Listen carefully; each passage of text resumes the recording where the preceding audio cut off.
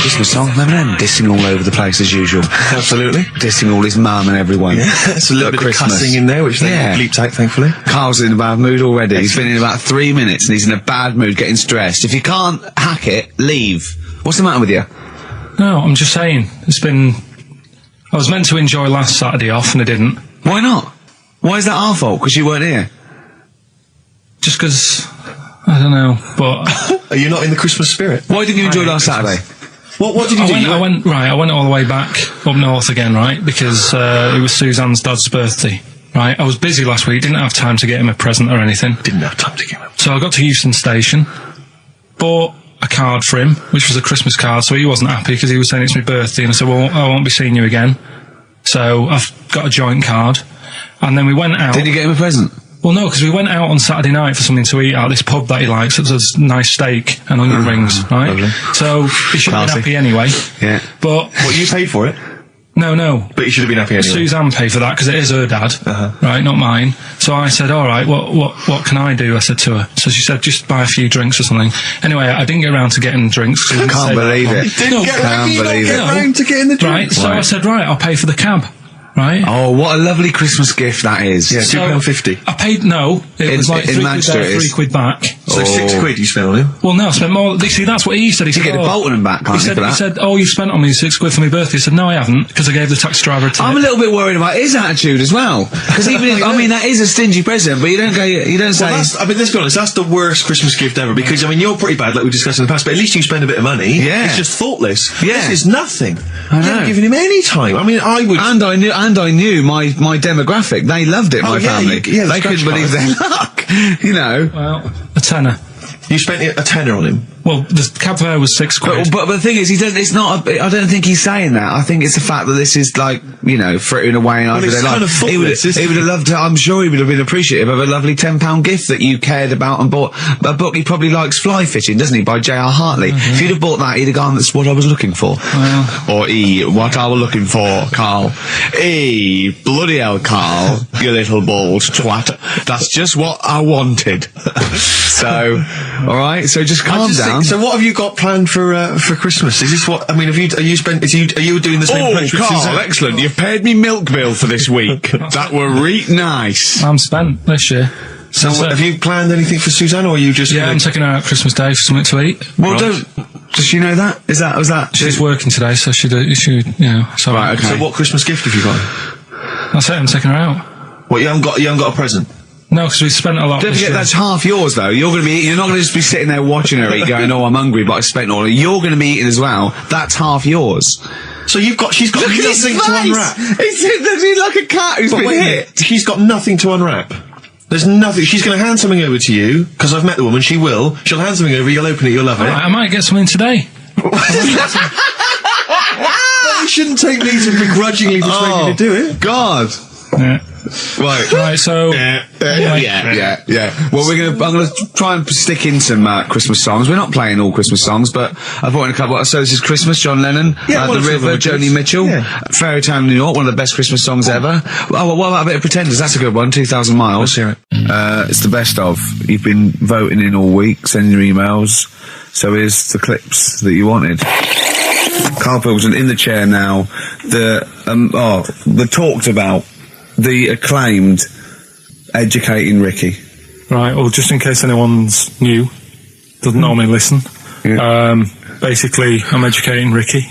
Do a bit of research in a week, find stuff, news, history, anything that's interesting. 3 stories, I give them a nice little headline. You take your pick. Between now and 3, you're going to learn 3 things. Yeah? Yeah. So, the headlines are... I'll be no buying one of them. Give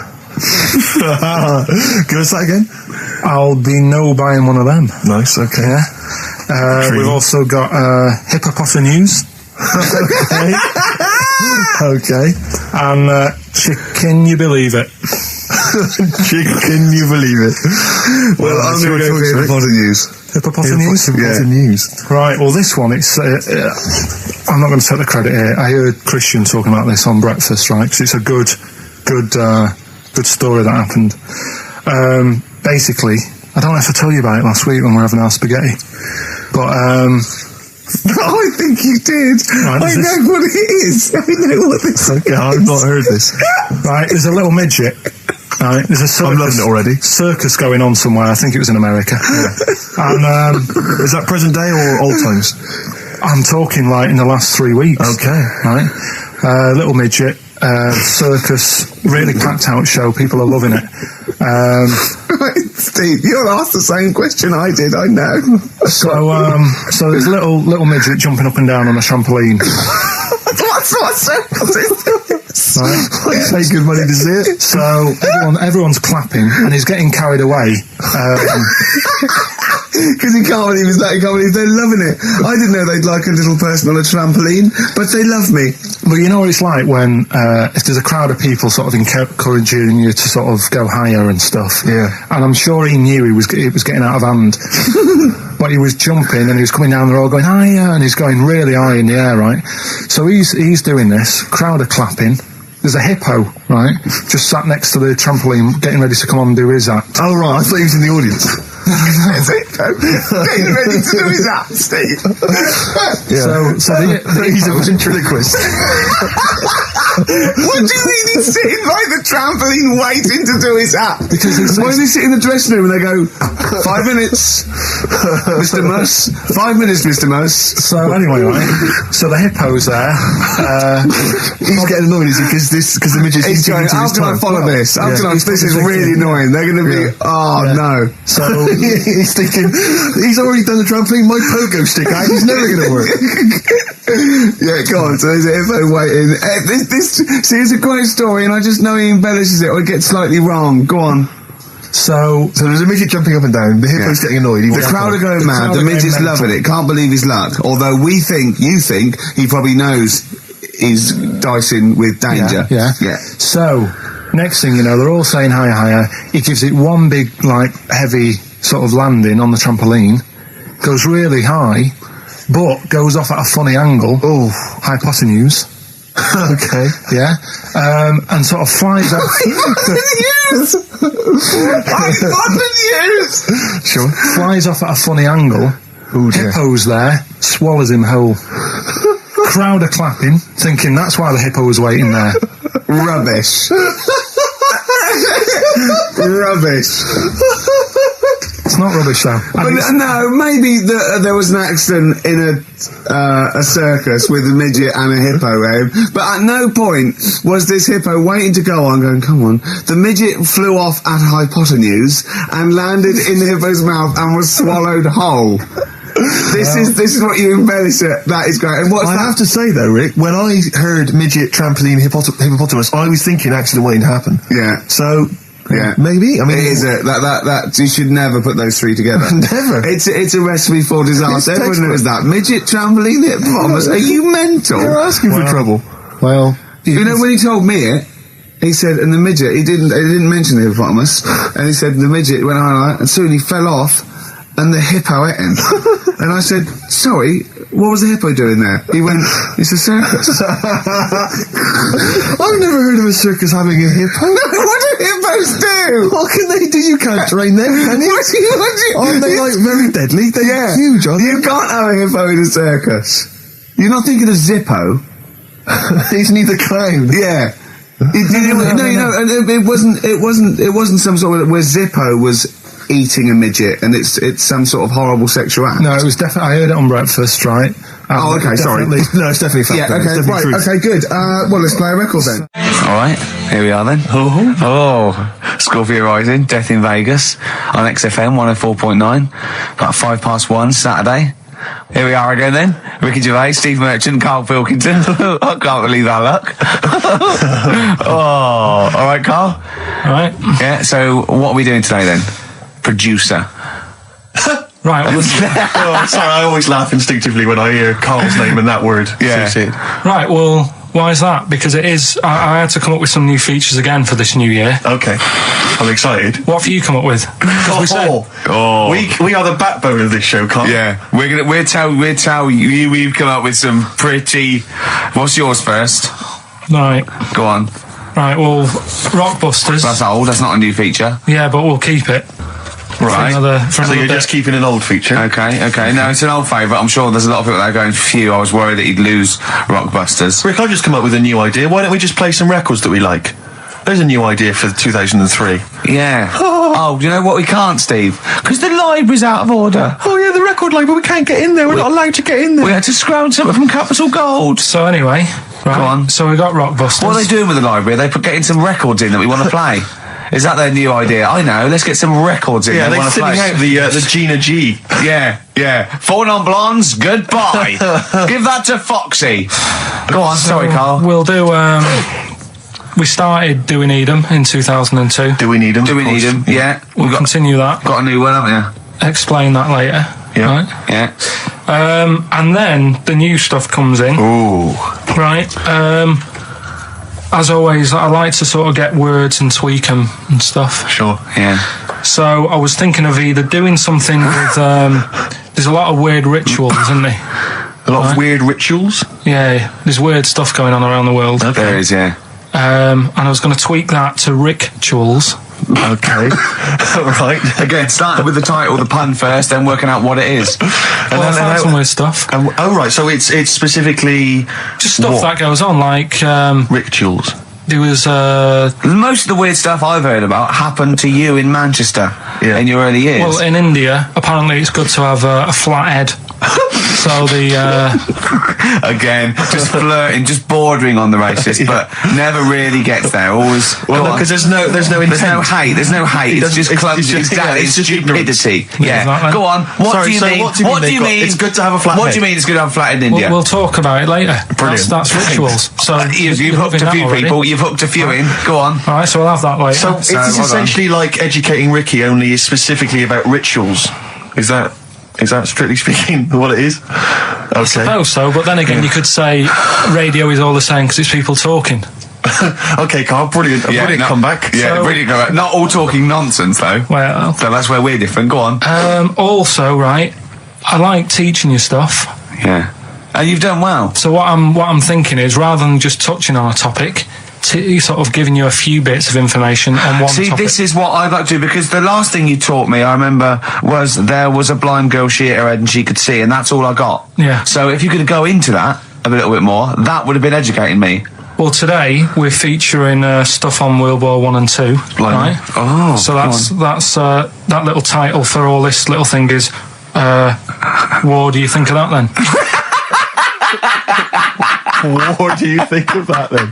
Play a record. So that's Rick, that. can I just thought of a joke? Go on. What's the similarity between Lord of the Rings and this show? They're both rubbish.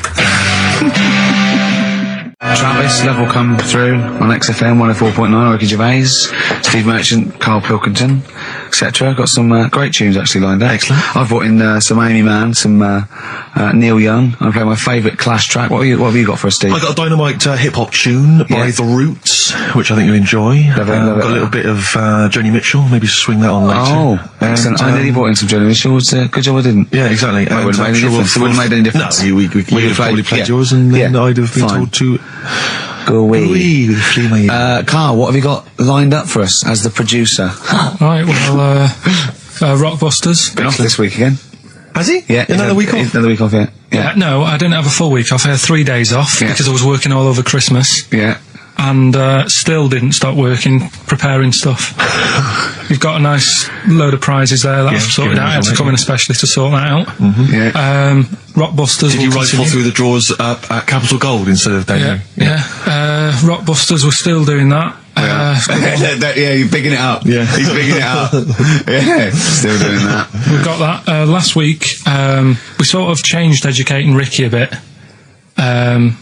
Just a little Don't bit. say we. I don't want to be incriminated in it. Well, changed it in the sense that rather than giving you too much information about different things, it's hard to sort of keep it all in. Yeah. I'm giving you sort of information on one thing. So last no, week, because some of your stuff was a little bit too intense. My favourite story was there was a blind girl, she hit her head and got better, and I couldn't take all that in at once. So you should really ration some of the education. We sort of Wasn't started last week war-related stories? Yeah, it was War. Do you think of that then? What And do you it think was of that? three things. And it was the French battle.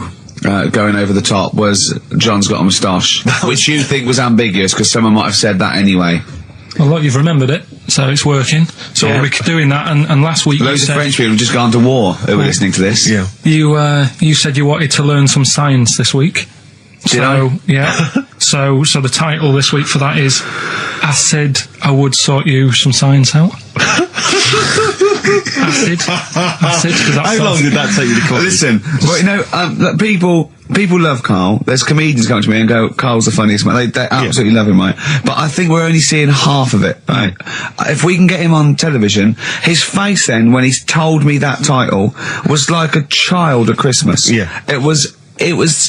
He was so proud of it. He was excited what I was gonna. It was brilliant. It's a bit like when a child's drawn a picture in art class. You know you've got to stick it on the fridge, but you basically think it's crap. Yeah, yeah. It's very much like that. All right, Carl. Is that good? Yes. So we'll be doing that. Do we need them? Yeah. Have you got another one? We have got another one. Looking at snails this Oh, week. Do we yeah. need snails? Do we need Because I know you're not a snails? fan of snails, are you? Well, after a bit of research, I found some good stuff out about like they sleep for 13 years. Some of them. Yeah. And that. So we'll be looking into that You tried later. that once, didn't you? I know, yeah. We've got ritual, Yeah. which is something that I told Ricky about. Yeah, well, last week's was brilliant. It's was good it? to have a flathead in India. It's good to have a flathead in India. That's brilliant. Yeah. Well, I'm that's about it. gonna just play one of my favourite Smith tracks. Can I just make a request? So I'd quite like, if you've got time, to bring back, just for 1 week only, White Van Carl. Sure. Because there's some quite interesting topics this week. Oh, there's things happening in the world. There's some Carl things doesn't think happening. there is. No. There is a light that never goes out. The Flaming Lips. Yoshimi battles the Pink Robots on XFM 104.9. I'm Ricky Gervais. With me is Stephen Merchant and Karl Pilkington. Good morning. I'm going to be honest. I'm going to own up straight away. I've done very little work towards this show this week. I'm a bit You busy. surprised me. Yeah. So I apologise if it sounds a bit sort of. Thanks for being honest, though. Well, Rick. no, I don't want people to go, oh, no, that was a bit shoddy this week. I hope it's not going to be that every week. So it is because I've done very little preparation. Okay. So. Right. You know, Whereas normally. You'll probably have to help me out. All right. You have to do some of the work. Carl, you might have to help us out a little bit as well. I don't know, I mean, Because I know Steve's done nothing towards it either. So the onus is on you a little bit here. I love the fact that it's still listed as either Ricky Gervais or Ricky Gervais and Stephen Merchant. In the, you know. Essentially, we don't need to be here, really. No, but I know now people listen for Carl. Everyone I've spoken to, for people on buses, to comedian like Ross Noble mentioned you the other day, and they go. People on buses? I've never been on a bus. You haven't for been on a years. bus No. for like 12 years, Yeah. have you? People on buses. I don't know why I find that so funny. I just know the idea of you being on a bus. The idea of you I'm handing not over on your a bus. fare. They're shouting out from the window. Right. They're going, "I love Carl." Right. Yeah. I'm walking along. How much is it on the bus? 20 pence. No, come on, seriously, how much is it? One adult for Terminus, please. I love the fact, they do that thing where, like, if they're interviewing What is it, Paul 50, Newman or 60p? someone famous, No, it's quid, isn't it? they It's a always, quid. They always say, how much is a pint of milk? And that's supposed to prove if you're sort of still in touch with your roots or whether you're too big a celebrity. Yeah. You've got no idea how much it costs on the bus. Quid? have you? It's not a quid. 120. No, it's not 120. Pint of milk, about 50p. 30p. Oh, brilliant. Wow. Oh, because, it's fascinating because you gave this stuff up before you became a celebrity, didn't What? you? You were always Lazy. Because people always say to me, like, Ricky seems a bit obnoxious. Who says that? No, they say, No. Who comes up to you and just says that? The guy on the tube did it. I swear to God, he came up. He said, I was watching an interview with Ricky. He said, he's not a nice piece of work. I went, he said, no, I've got friends like that. And it's like they're always talking. They're a bit irritating, and you sort of let them off because they're your mates. But I was going, well, hang on a minute. He went, fair Well, enough. two things. It's sort of my job talking, and being interviewed. Essentially, you do have to talk. Yeah, So yeah, if about that's- yourself. If that's his only criticism, then I'm not too bad. No, he didn't think you were funny either. In fact, he had a whole list. Well, I say a list, a petition. It wasn't Dickie Anderson, was it? It wasn't Richard Anderson. I hope he's listening. He's our biggest fan. I'll tell you what, Mock Turtles need a remix by Fatboy Slim, don't they? Mock Turtles is a great tune, but I'd love to hear it remixed. Yeah. There you go. Feeder, just the way I'm feeling. XFM 104.9. I'm Ricky Gervais, Steve Merchant, Karl Pilkington.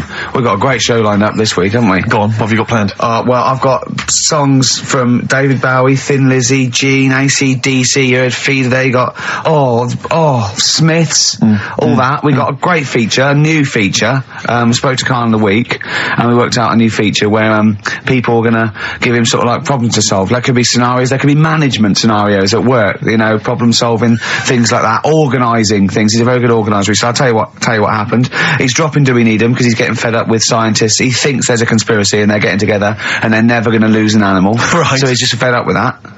Rockbusters, we've got some great prizes. Well, have you seen them yet? Nah. Be careful. They're not going to be great, I just peeked in, and all I'm going to say to you is Fools and Horses Christmas special? Not the little one with the little car. With the little car, yeah. Brilliant. That is excellent. Karl, what have you got to say for yourself? Hold on, it was a rollover, wasn't it? Because you really mucked up Rockbusters last time. What was he doing? It's saying FP for the whole thing. No, FD you were saying, and it was Frida Payne. Have you written the clues down this week? Because that seems like an obvious way to improve this. Yeah, I write the clues The week before he couldn't remember what the answer was. Yeah, yeah. Yeah, but, you know, you learn by your mistakes and that. You don't. Well... So yeah. Shall I give you a little taster? But we were having a pizza in a pizza establishment. When was it? Wednesday or Thursday? Yeah. And he was going, I'm a good organiser, I'm a good problem solver. Give me any scenario, right? Obviously he didn't say scenario. And I went, okay then, so you're the manager of this place, and there's a couple there, elderly couple, they're about 60. They've had a lovely meal. He went, yeah, right. I went, but the gentleman, he's got a little bit of a heart condition, he takes a pill after his meal, as he should, after meals. He's only taken Viagra. Oh. And now he's stuck in. Wedged in? Wedged in. We've all been there. It's gone, and it's stopping him getting out from the table. Yeah. I said, what would you do? He went, what? He's stuck in because of his dick. I went, yeah. He went, right. He said, I'd use the situation, I'd make cash. I said, you're not going anywhere, do you want a pudding? Entrepreneurial. Yeah. I like it, Karl. And he went, so that's that sorted, I've got the job on that. Next, I went, okay. Now that, you won't believe it. Next day, there's a little problem in the toilets. Two gay men were having sex and they got stuck in each other. Yeah. He went, right. I'd say, is it the same fella as yesterday with the Viagra? If so, why was he let in again? He was on the door. Yeah. I went, it's not. It's too. He goes, right. Does his wife know he's cheating on him? Yeah. He went, right, I'd go down. I'd go, and then he went, I'd say this isn't a restaurant problem, call an ambulance. Strictly speaking, not a restaurant problem, no. But am I right? Huh? Am I right? Well, I don't know. Would you give me the job if say, like, you were the boss of that restaurant and you... Do you know what I like about this? At no point did he say, Gervais, why are you being so mental? Yeah. Why would someone get stuck because they took Viagra by mistake and two people get stuck in each other? But you've heard the stories from his past. That is a perfectly legitimate situation to find yourself in. You grew up in his part of What would you Manchester. do if there was two fellas with big heads and webbed feet and they had a horse in a... Well, what I'd do is... What would you do? What did you do when you first saw them? What, saw the kids lads with the big heads and that? Yeah. We should very quickly remind people, if they didn't listen to that particular show, they had webbed hands. Yeah. Did they, or webbed feet? Well, they had webbed hands. Right. And big heads. Enormous heads. But it wasn't related. But they weren't related I know, to each they were other. completely No, separate but I'm people. saying that the webbed hands isn't due to the fact they've got a big head. No, sure. It's two different things. We're just unlucky. Yeah. No, hold on. If they weren't related and they both had webbed hands and big heads, I'm saying there was a condition that was related that had those two. I don't think it was. So what do you think the chances of that are? They're not related, and he goes, "Oh, you got a big head and webbed hands as well." Yeah, just a coincidence, isn't it? Yeah. I honestly don't think it was related. Right. Because I've since seen the same problem again on another kid with a big head. His hands look good. Right, so do you think the big head is just a separate issue? Yeah, it's a totally different illness. It's like having a headache and a cold at the same time. Right, so not always connected. But the weird thing is, right, and looking around in the week at weird stuff on the internet, there's this woman who's got a big head. Oh, yeah. And she was fed up with it because when she was walking down the street, it was so big, she couldn't hold it up. Right. She couldn't hold it up. Oh God. Okay, shut up. So when she was walking, her eyes were hurting because she had to sort of look up all the time because her head was that heavy. Her chin was sort of balanced on her chest. Right. And she'd have to peek up, yeah. So she goes to the doctors, and this was after years and years, and said, I thought I could put up with it, but I can't. How big was her head? It's big, I don't know if it was like big because there wasn't a picture. I don't know if it was just big or a lot of bone.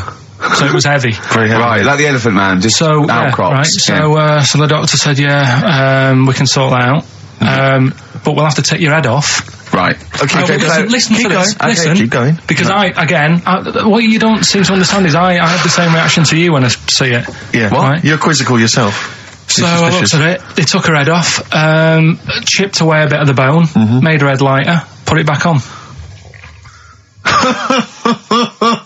Right, play the Smiths. They took a woman's head off. Yeah, this is asked by the Smiths. And if you'd like to ask Karl something, details coming up soon. Proudly drawn boy, born again on XFM 104.9. There we are then. Ricky Gervais with me, Steve Merchant and Karl Pilkington. Raring to go. He's a bit grumpy, Karl. Woken up at 8 Because he's o'clock. from the north. Yeah, because he's in London. Yeah. And London's rubbish, right, isn't it? Oh. You can't even get a Band-Aid in London, can you? Or grouting. In Manchester, I could walk to the next shop and definitely get some Flash or maybe some Vim. You can't get it down here. You got to go to a trendy bistro, haven't you? Karl, why are you grumpy? I told you before, I'm just a little bit tired today. Because he had to get up. The builders next door woke him up. No. He's always going about his hours. Those builders probably got up at 6. Yeah, but to I get can there at understand builders who get up early because they're building outside and they've got to get the job done before it gets dark. But he's working in someone's lounge. If it gets dark, put the light on. It's not a problem. So why is he starting work at like 7 o'clock in the morning? Well, because the builders get paid by the day. And if you get a builder there going, I'll just do 11 till 3, he's not going to go, I'll tell you what, love, just give me 40 quid. I didn't do a whole day. It's a day's work, isn't it? So you want to get the most out of them, don't you? Plus, he probably wants to finish early so he can have a good night out. Yeah, it's a Saturday night. You know what I mean? He wants to... Yeah, he wants to get at least 15 pints in. And he was cheery. I bet he was whistling and, dancing around and tapping, so I don't know how you can be annoyed at that. Why don't you get earplugs? I don't like the idea of earplugs. Why? Because I live in a flat, so it's not as if I'm looking after my house, right? I know. Already, I've lost you. No. That wasn't even a whole sentence, and I don't know what you're talking about. No, but what I mean is, What? if you live in a house, right, you know that you've turned the lights off downstairs. You know you haven't got a frying pan on, right? Right, So- Okay, not really. Keep him going. But I live in a flat, and I don't know what the other people are like. There might be some daft people in there who God, don't, imagine that. right, who don't turn stuff off. Now, if I have earplugs and the fire alarm's going off, I'm not going to hear it. I'm going to have a good sleep, but who knows what could happen? So I don't like earplugs. It's not safe Okay. if you live in a block of flats. But I think you'll find, because I've used them, I think you'll find that a fire alarm will cut through I the wear them earplugs. sometimes if it's noisy or I want to go to bed early or something, and I hear my alarm clock, and it goes beep, beep, beep, beep, beep, beep. It's All right that then. loud. Okay, well- And a fire alarm is deafening. All right, so we've talked in the past about snails who sleep for 13 years. No, you have. That's never been confirmed. In fact, the expert hadn't heard of it. Well, they do. Okay. I read it on different sites. Okay. So how much does it take to wake them up? Got you. What do you mean? Well, they sleep for 13 years. Yeah, but it's probably. But I don't know what you mean by sleep. It's not the same sort of pattern that we have in a mollusk, is it? There's different. What is sleep? It's when you're sort of shut down, and But they can estivate. They can actually literally no, but shut they didn't down. say that. like- They said they sleep for 13 years. And I mean, have you ever had like more than 10 hours sleep? Yeah. Feel really groggy. Well, no, I feel good after 10 hours sleep. I feel rough. I just was thinking what a snail would be like. Be like, oh. Be even slower than normal. Be even slower than you. Play a record. Well, anyway. Email in if you know what on earth Karl's talking about. Ever. Chilly weather. Why not put on a cardigan? That was the Cardigans. And for what it's worth, a lovely tune there. Oh, that's a joy. We should definitely talk like that more. XFM 104.9. Ricky Gervais, Steve Merchant, Karl Pilkington, all right? All right. Yeah. Well, we got a jam-packed show today. Go on. We got so many we got more features than Karl's got on his face, which is about the same as Morph. Yeah. Very few. It's just really a head, isn't it? A little. That's where I've seen him before. More. On Take Heart. Yeah. We've got Rockbusters. That's Have we? still No, going no strong. feelings on that. No, Fair but enough. he's said he's going to buck his ideas up. We've got chimpanzee that. Carl finds an amusing monkey or ape-related story. We've got Carl in a film again. Right, excellent. Yeah, I've had a lot of great response from that, Carl, on the internet. It was my favourite thing we've done. People raving about that. So what's, can we say what the film is this week? Excuse my French, we've got some bloody great music. Oh, pardonnez-moi. Wow, I don't know, I can't speak French. Well, I'll just give you a taste. We got Oasis, Cardigans, you just heard there. We got Lloyd Carl, we got a bit of Pretenders coming up, Eminem, Feeder, Coldplay, all the greats. Can I play you some TJ's Fan Club later? Yeah. What should we have now? Oasis. Go on, Yeah. Brilliant. White Stripes, Dead Leaves and the Dirty Ground on XFM 104.9. I'm Ricky Gervais. With me, Steve Merchant, Karl Pilkington. We have got a great show lined up for you. Absolutely. Today it's just, Valentine's weekend, some love songs, we've got some chat, and of course the competitions. I'll tell you what, I was walking here today, and the West End is crammed. There's helicopters, there's police, there's about 1 million people sort of just milling around, standing around with placards and stuff. I don't know what they're doing, but they've got too much time on that. They need a war. You don't read the newspapers, do you? Boring. Ooh, those boys can rock there. That's the Guns with All Their Roses and Sweet Child of Mine. On XFM 104.9. I enjoyed that. Yeah. That was good. It rocks. I hope the audience was playing it loud like us. Yeah. Ricky Gervais, Steve Merchant, Karl Pilkington. Well, look at him yawning. How rude is that? Carl, what's wrong with you, man? Have you been up late? A little bit. Girlfriend was away, wasn't she, yesterday? Yeah, I always have a problem with that. Because you don't go to bed, do you, early? Do you know what I mean? You sort of think... I just always find that thing that if, you're used to living with someone... Yeah. One of you will go, let's go to bed, then you'll go, alright. But when you're on your own, you go, You just forget to go to bed. I just stay up. Okay, stop eating now, Carl. You've ate all the food. That's just a plate. Alright. Okay. Yeah. No, I stayed up and watched, there was a thing on about Dracula. Right. What, Dracula? And I found a flaw in it. Go on. Not the fact that he's the living dead and drinks blood to stay alive and he doesn't reflect. And he can turn into a bat. Well, and you can go on. The mirror thing, you can't look in mirrors, can he? Well, he can look in mirrors, but he can't see himself in a mirror. Yeah. That still doesn't work. Go on. It doesn't work at all, Carl. It doesn't work Go anyway. on. Well, centre parting's always really neat. His centre parting's always... How does he do it if he can't look in the mirror? Blood on the floor or something it was called. Rubbish. I love the flaw in the Dracula film is that his centre parting's too neat. How does he do it without a mirror? Oh. Was it a documentary about Dracula? No, Yeah, it was the real Dracula. Yeah, the real Dracula. It's just a film. It had blood on the floor or something. It's called. Yeah. It's rubbish. From 1970. Yeah. Right, but you stayed up and watched that. You know there aren't really that's right. vampires in that sense. Yeah. Yeah, but it still annoys you that his centre parting was too neat. Well, if you're going to do it, do you know what I mean? I'd like to see him with a fringe sort of pushed forward and maybe a hood up, alright? Come to suck your blood and that, alright? Yeah, just bits of tissue paper all over his face where he's cut himself clean. I can't see. Bloody mirrors annoying me, alright? I'd love to see that. A little mank Drac. That'd be great, wouldn't it? Well, that might be a film that we do in our movie. Mancula. Just getting onto that. Mancula. Count Mancula. Alright? You got any rave music? Got any Oasis like that? That'd be brilliant. He came from Manchester. Please welcome Mancula. Alright?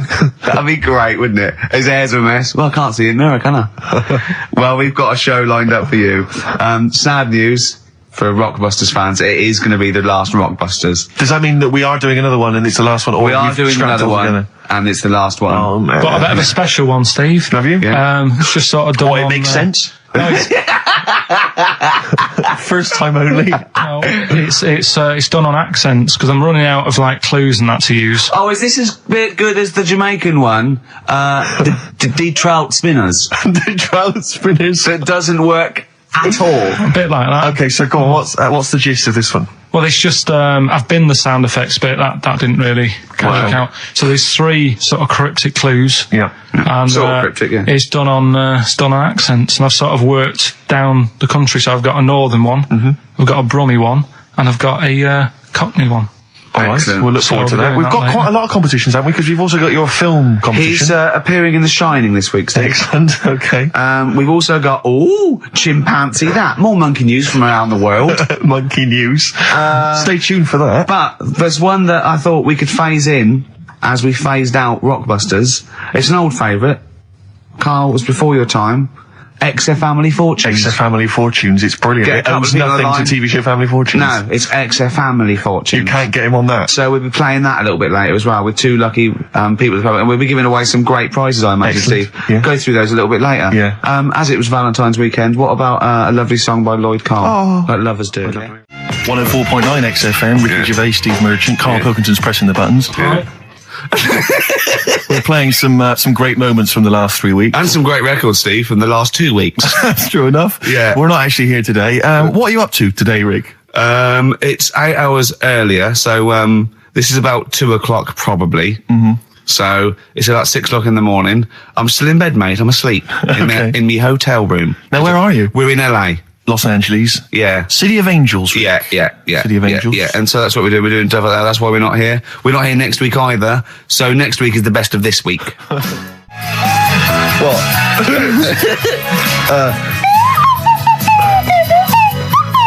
Someone's left one of those little things in here. It's brilliant, It's isn't it? amazing. What are they called, those things? I'm just there, just there. I was thinking of being in the front row at a Morrissey concert and going, can I just play along? They are brilliant. I don't know what kind of sound that is. I don't know. It's only used for when Kenneth Williams Yeah, exactly. sees someone undressing. Yeah. That's the only time that is used, that noise. Exactly. That is But brilliant. it's like it was specially created for the Carry On films. Yeah, we need, I don't know what it is, but we need something when I walk in and see someone changing.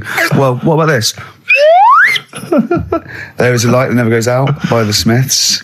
I phoned Carl up in the week, yeah, and I said, what are you doing? He went, well, even though it's one of my days off, I'm just doing some research on the web. Found anything that said, yeah, I'm doing science. And then he said, you can get wigs for dogs in Tokyo. That's his scientific fact. And I went, what do you mean? Dogs, if they need a wig? I said, if they need a wig, what? Dogs going bald? And he went, like, this is fine to him. He went, it's a stressful city, Tokyo. The world's all right with Carl. He's always got an explanation. I've only ever seen him confused once. When in Edinburgh, he looked out of his window one day and he saw a bloke putting a parking ticket on some rubbish. Yeah. And that genuinely confused him. Yeah. He couldn't work out, could you? It's a bit weird, isn't it? And the woman breastfeeding her 8-year-old child, you didn't like, did you? I don't like that. But what's the name? Animals with wigs. I kind of thought, after I put the phone down to you, kind of thought about it, thought, yeah, it's a bit daft, that. You sure he's not the ageing pop group? No. The Animals? But when you think, have you ever seen like a bald pet? No. It's weird. What do you mean? Because my mum, we had a cat, we used to get through loads of cats because we lived on a... Oh, God, it started early today, isn't it? What do you mean? It's only 10 past Just 1. because What are you doing? Running a restaurant? We lived on... Oh, God, what do you mean? No, we lived on like a main road. Oh, yeah. Right? So Yeah. we used to get through a lot of them. My dad It was kept their saying, risk. you know, stop wasting money, you know, it's not Not good. wasting money, not wasting cats. Right, so anyway, we had this cat that was ill all the time. And It's just bag of nerves, probably. Yeah, malingerer. Yeah, I'm terrified. I'm going to which house? Rome. Oh, God, bloody hell. Rome. Don't let me go to the Pilkingtons. and it, for some reason, it kept being sick all the time. Right? Yeah, that is nerves. That's definitely nerves. So my mum kind of thought, I've had enough of this, and she shaved it. Whoa. Whoa. Now, I know you're not vets in your family, but what correlation did your mum think there was between you being sick and shaving it? Because it kept being sick, and it was a pain to wash, because it kept getting So caught she up. wanted a dry wipe cat. So Why didn't you just varnish it? What? it's weird. It's weird. Though. So now he's cold and sick. No, but not all of it. She left sort of the back half, but sort of from its waist, sort of. I love that. Shave it because it's sick on itself. And That is it was the genius. weirdest looking thing. I mean, normally I like cats. I'm always like giving yours a stroke on the head and that. Yeah. But as soon as she did that, it was like, oh, Yeah. Can't touch it. And then So now it's sick, cold, and hated. Yeah. Carl. It must have, I mean, the other cats must have been taking the mick out of it constantly. It's just making things worse. I'm hoping that it got run over and was put out of its misery. no, I think it got all right, that one. Or is that the? Yeah, it did get run over. It did. Oh, God. Oh, dear. How many cats do you say you've got through? I'd say whilst I was living at home, I mean, it's still on the increase even though I'm not there. So whilst I was there, probably 5. God. Wow. Oh. Yeah. And were you upset each time, or you just got used to it? It's one of them things, isn't it? Like I've said before, when you first see something, it's a bit of a shock. Do you know what I mean? It's like the Elephant Man or whatever. Yeah. First time you see him, it's that sort of, oh, look at that. Do you remember the first time you saw Steve? No, I'm not being funny. Do you remember the first? Yeah, but I've said this before. It's always, then you get used to how people look and you don't... No.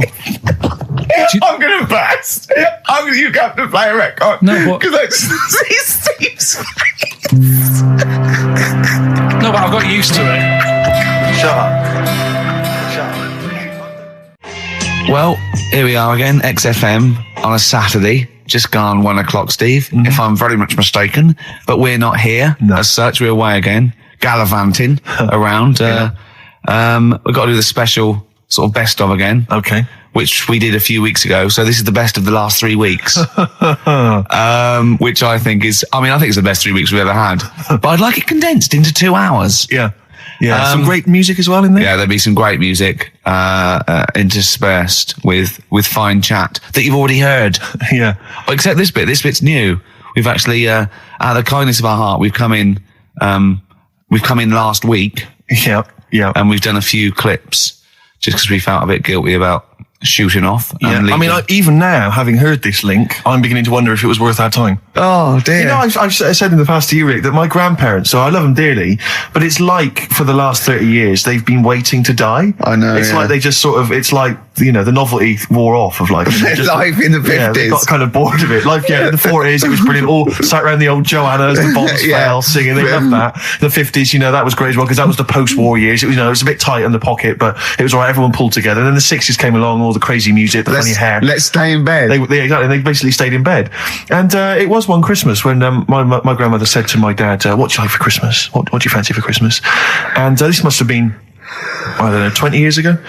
She said, what do you fancy for Christmas, Ron? And he went, well, you know, I could do with a nice big kind of warm winter overcoat. She said, don't worry about that. Don't worry about that, because your father will be dead soon. It's right, you can have his. Meaning my granddad. Well, I'll be honest with you, my father's still waiting.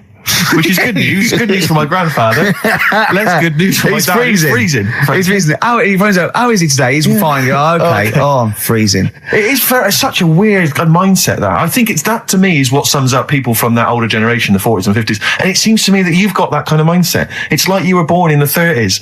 And whenever you talk of your childhood, it's like you had like a baked potato to take to school. And a hoop and a stick is a Christmas gift. The other thing is, I think that that sort of generation, it seems that the man is dependent on the woman. There's a total dependence. Oh, absolutely, If she dies, he's done. Yes. He's done for. Just pine away. If he dies, she's got 30 years of pottering. Absolutely, yeah. Do you know what I mean? And going to like, you know, the youth club and the church. I know what you mean, yeah. It's sort of like that. It's sad. Of course, it's sad for them, but it's sort of not the end of their life. No, sure. And it sort of is the other way around. I don't know why that is. Yeah. It's terrible. That's a little melancholy thought for. I know. I've really brought it. You brought it down. You've brought it down. I've brought it. This isn't a nice show at all. This is terrible. Well, we're gonna have people just killing themselves. What? Well, I didn't really want to make it a Christmassy type show because I don't really like it. Oh, he's done it again. What, you did Christmas once, didn't like it? No, my dad always said... Oh, right, steady on. Dad said Christmas morning was for like, you know, for me. So he used to stay in bed. So he never... That's brilliant. That's a great thing to say, isn't it? Yeah. Christmas morning's for you. Run wild. Do what you want. Just don't bother me. I'm going to Honolulu for 2 weeks. That's great.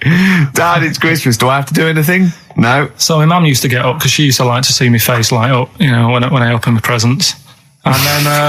to give fireworks. And then I'd have to go to my bedroom from about 6 o'clock onwards because like my mum and dad were into having big Christmas parties and I wasn't like old enough to go. Right. So they say, right, you've had your fun there, you go up to your bedroom, stay in there. Really? Yeah, I remember one year, right, I got a train set, that's what I wanted. Yeah. Right? It's brilliant. Playing with it all day. I thought, I don't mind about the party, I'm happy staying up here, playing with this. Brother comes in, he's had a few, right, he's going, yeah, give us a go on your train. How old is he? He's a bit older than me, so he might have been like, let's see. Well, let him be 18. Yeah, probably about 18, 19, And how old something were you? like that. I had a train set, so I don't know, about 14. something like that. Yeah. Right, so I'm playing on that, loving it and stuff. And then he comes in and goes, oh, give us a go. He turns the transformer up to like 14. He went really fast for about 5 seconds, broke it, and then he went back downstairs.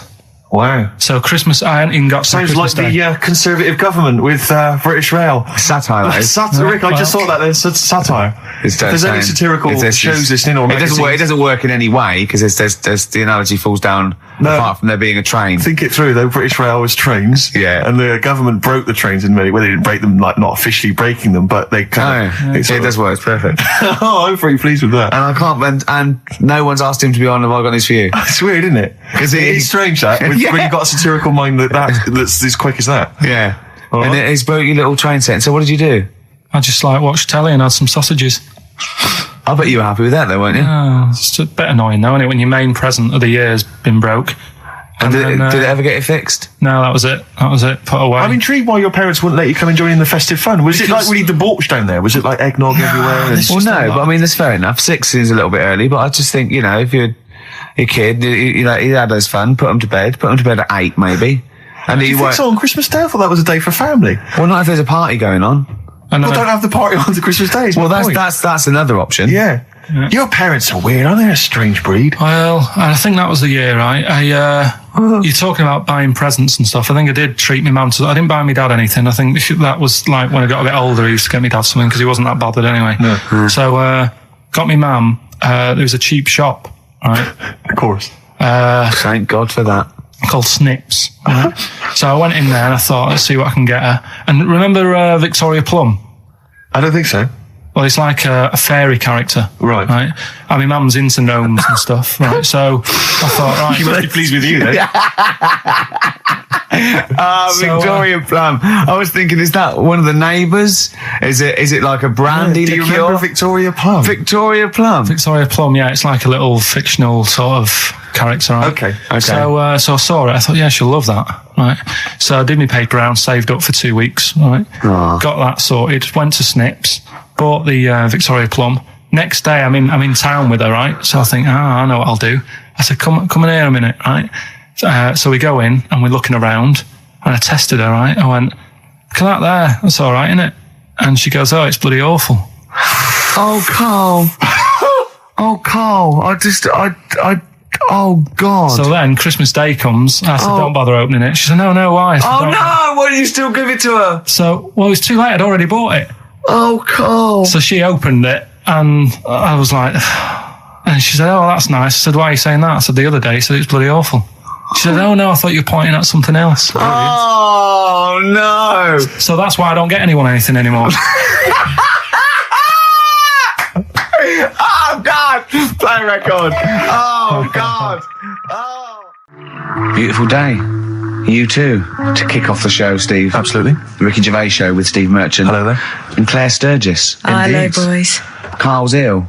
Well, he's not here. I mean, I never believe people when they're ill. I think they're always malingering. I never take any days off work. I just think you can drag yourself in unless it's life-threatening or... To be fair, Rick, can I just stop you there? It's not so much that you take days off as you'll just suddenly decide around lunchtime that you've overeaten and you need to go and lie down. But I'm my own with boss. a cold compress. Yeah, and but a I'm my Swedish own... masseuse. I'm my own boss. Yeah. So it's not In so a much you darkened take days room. off. It's not so much you take days off as you never actually do a full day's work. Yeah, You actually prevent that straight away. I never take that hour and a half off a day. Exactly. XFM 104.9. So what's the story, Claire? Do you know anything about Carl? Do you know what his illness is? I think he's got this sort of cold virus that's going around. He phoned me yesterday. He did sound poorly in his defence. A little Poorly. bit croaky. Well, I'll tell you what. He coughed a bit. I'm not being funny. He better be in hospital. To miss this show. To miss this show, flagship show of the week on XFM. Do you know, you are right, because, and you've been away, haven't you? You know, Been away he's 2 missed you. weeks. We had the best off again. But let's put out the best of. Yeah. Let's put out the best of the last 2 weeks, Yeah. shall we? Yeah. I mean, we're going to try and get him on the phone. We're going to phone him, and I want him to really explain himself because, you know, I think he's malingering, to be honest. Well, he phoned me in the week and he said, Steve, don't forget, there's a documentary on Friday night about Oliver the humanzi, the human monkey. He said to me, it's going to be brilliant. And it wasn't. And it wasn't brilliant. It was. I specially stayed in and watched it. I taped it and watched it afterwards, and I've never seen so much hype and desperation. They kept showing the same clip of this chimpanzee that walked upright like a lot of chimps can. Exactly, right? yeah. It lost its hair, so it was half human, because all humans are bald. Yeah. So that's the half human bit. It didn't have hair. I'm sorry, humans do have hair on their heads. Yes. The other thing was this desperation to go, could it be half chimp? No. It's a chimp that superficially looks less like a chimp than other chimps. So Lee Evans looks a bit like a chimp. Is he half chimp, half human? Yeah. No, he's a human who looks a bit like a chimp. That's libelous. Yeah. That's a bit insulting, Evans isn't could it? have you Should we there. just play some music? Yeah, now? I'm really sorry about that. I'll get back to you on that. TikTok, that's Coldplay and Clocks on XFM 104.9. with today's Actually, Steve- can I tell you a Coldplay coming in a couple of weeks' time to co-host Zoe Ball's show? Right, 1, don't ever interrupt me. 2, don't tell them about other people's shows. No. Okay, moving on, thank you. Please do not mention that there are any other television celebrities on this channel, on this station. We don't want to convince people it's only Ricky. But the interruption was the main thing. Sorry. Well, we can't get hold of Carl, right? We looked, it's got his old number out there. His home number? Yeah, it's a hold on. So, we went to the new records. He hasn't even given him this new home number. So something's funny going on. He doesn't want to be contacted. He hasn't given me his home number. I've tracked down a friend who's looking at it for us. That phone might ring any moment. I apologise for that. But why is Carl not available? It's interesting that neither you or I like to think of ourselves as being fairly close friends of Carl. Yeah. We have made him the man he is today. We cannot get in touch with him. In the same way that bloke bought Oliver. Sure. I think that Carl is now ours. Yeah, exactly. Well, exactly. I think very much that's true. Yeah, Yeah. Carl is very much like a humanzi. If we look, we're going to lose contact with him and find him 5 years in a circus in Manchester. Exactly, they're doing experiments on him. Yeah. We can't figure him out. Yeah. Well, there's something wrong with He his looks like a chromosomes. human, He acts like because usually humans stand upright. Yeah. And Carl likes to walk on all fours whenever he can. Yeah, he's not interested in other human women. He's only interested in apes. Yeah. It doesn't make sense. Oh my God. And he's bald. He is bald. Oh, look, there's as much evidence And- for Carl being a humanzi as Oliver. Yeah. I think there's more. And, Well, Carl barely walks upright. I know. Scared of fire. Yeah, I know. It is interesting, isn't it? Oliver was built, wasn't he? Yeah. I don't know. He was Why were you looking, Rick? I'm interested that you I couldn't. What your eyes were kind of uncontrollably drawn Steve, they were towards just his. there. No, I didn't say anything. I was just looking at his face. No, Sorry, Rick, but if there's something you want to get off your chest, yeah, and that was the human part of it then, was it? Being built like that, because it's humans, but... Yeah. Although Carl's is very tiny and hidden behind. And I've noticed something else as well. He's got a big red arse, that's true. hasn't he? Yeah, it's all beginning to slot into place. And I've seen him climb up a cabinet and eat a banana as well, just over lunchtime. And peel it with his toes. It's all coming together. Yeah. Right, we're going to track him down because he's malingering. He's definitely malingering. Yeah. I'll tell you what, he's at home now in the garden swinging on his tyre. He's not ill.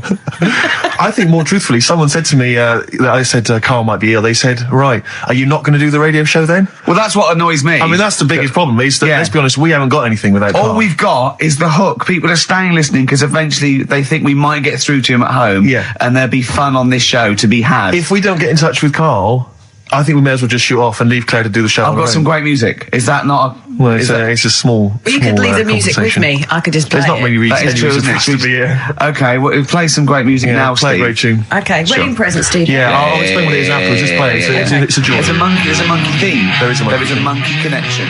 Call in if you know the answer. Clocks from the Coldplay on XFM 104.9. I'm Ricky Gervais with me, Steve Merchant, and back, Karl Pilkington. Hey. He's raring to go. It's nice when you have a bit of time off, isn't it? Yeah, how long have you had off now About then, 3 Carl? weeks. About About 3 is it? weeks, yeah. We can't do that because we're sort of self-employed and we'd be letting people down, but it's different when you get paid anyway whether you turn up or not. But good to have I'm never off ill. No, That's the good- first time I've ever been off ill. Like, Well, no, I mean, just you're off 2 weeks and then you're off No, I just wish I was the kind of person who could let down an audience I know, of regular really, listeners. Yeah, but like I say, Well, no, we spoke to you. You weren't that bad. A cold, you don't go home for a cold. We were discussing this last night in the pub, and you don't go home for a cold. Okay, then, so moving on. What have we got then? We got some Wasn't great cold, songs. though. I brought in the Smiths. I brought in Buzz Cox. I brought in Neil Young. I know Steve's got some hip hop. Some great hip-hop. I've got some Hooray! great Elvis Costello. It's going to be great. Carl, come on, concentrate. You've been away for 3 it's weeks. just annoys. No, stop saying that. What? You're annoying me now. Why? that What do you do? Go home ill? Oh, he's annoyed me. Oh, has he? Yeah, I got wet jeans and I'm a little bit annoyed.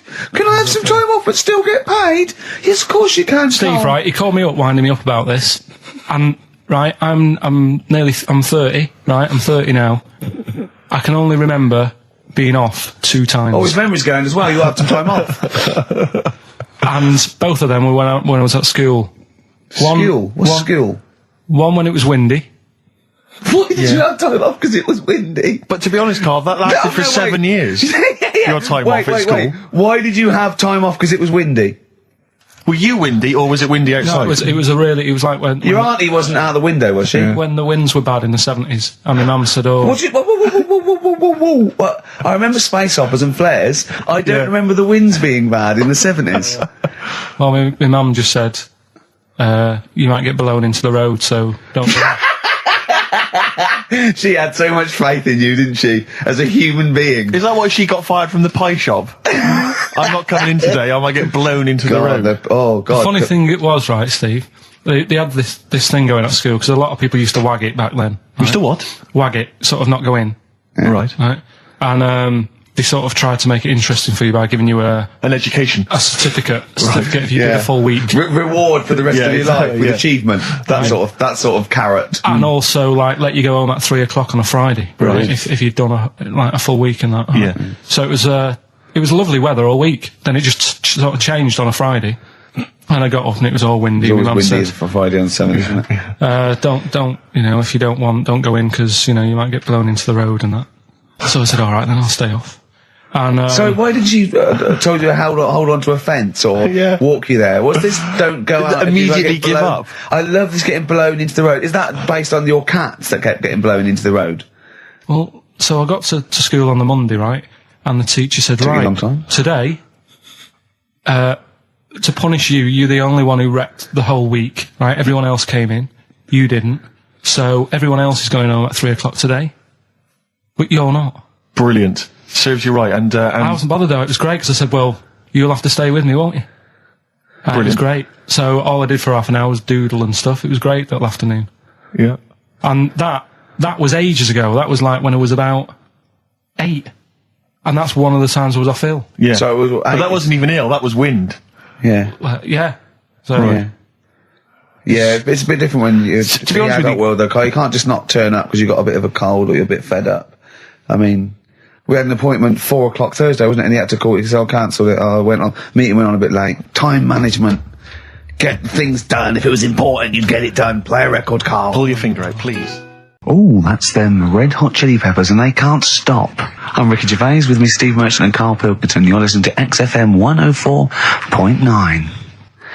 Coming through today, it's noisy again out there. It's a nightmare. A lot of people marching up and down. What's that about? Well, from what I can work out, there's hundreds of them, millions of them, and they're all shouting really loudly. What do we want? Peace. When do we want it? Now. What do we want? Peace. I want to go, shush. Yeah, We all want a bit of peace on a Saturday. Yes. Keep it down. Please, I can barely hear myself think. I know. And he's not listening. Tony's not listening. He can't hear you from there. You may as well give up. He's not listening. There was 1 million of you last time. It didn't do anything. Hey, but Steve, there's no attitude. You know what? I couldn't find Boy George's War is Stupid, so here's a bit of Dylan. Bob Dylan. The times, they are a-changing. The thing is, Rick, it makes me wonder if the times, are they changing? I mean, it seems to me that life's pretty much the same as it was way back in the 60s when Bob Dylan wrote that song. Got any idea what you're talking about? No idea whatsoever. You Rick. don't really know about politics, do No, you? know anything about it. Don't even read the papers. Got no interest, really. Yeah. Not particularly. Informed my life's cushy. Won some awards and stuff. Doesn't bother me. So, On a good serious luck to note, everyone. though, it is a bit worrying. I want somebody to put on my... Do I have to get gas masks or something? No, because there are guys out there in Leicester Square today wearing novelty hats. If they don't sort this war out, then no one can. Okay, well, I'm not talking about it. you would worry about it. I would worry about it. Well, you, maybe Steve. Why? Sort of people who are successful are worrying about it more than other people. Just because, they've got more to lose, haven't they? Right. No, do you know what I mean? You see, like, Bruce Willis on the telly saying, oh, it's not good, is it? And it's because he's got a big house and loads of cars. If you live, you know, on a council estate, it's like, well, if it gets bombed, probably doing us all a favour, we'll get nice new blocks of flats to live in and that. It happened with Manchester, with the bomb that happened, and they bombed the Andale Centre. Did us a favour. Got a nice new Marks and Spencers and that. So this puts a whole new twist to the argument when people say bombing the world's poorest countries is wrong. Because I remember when the Afghan problem was on, people were saying bombing the world's poorest country is wrong, but it's like home improvement, according to you, then. Yeah.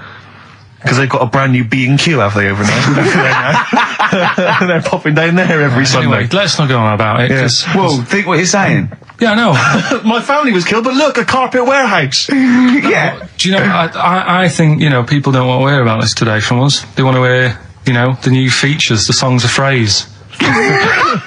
What song's a phrase? It's the feature we started last week, where we take clips of songs, we make up a phrase from the show. I mean, a famous phrase, last week's world famous phrase was, there's this airy Chinese kid, you'll remember. Yes. Well, it was called Crosswords last week, but Phil emailed in a good suggestion. Right. Said call it Songs of Phrase. Brilliant. Songs of phrase. Songs of phrase. But perfect. So are we still going with Cheapest Chimps? We're persevering with that, aren't we? Got some Cheapest Chimps lined up. We'll be doing that before 3 o'clock. Yeah. Great. Again, who else can say that?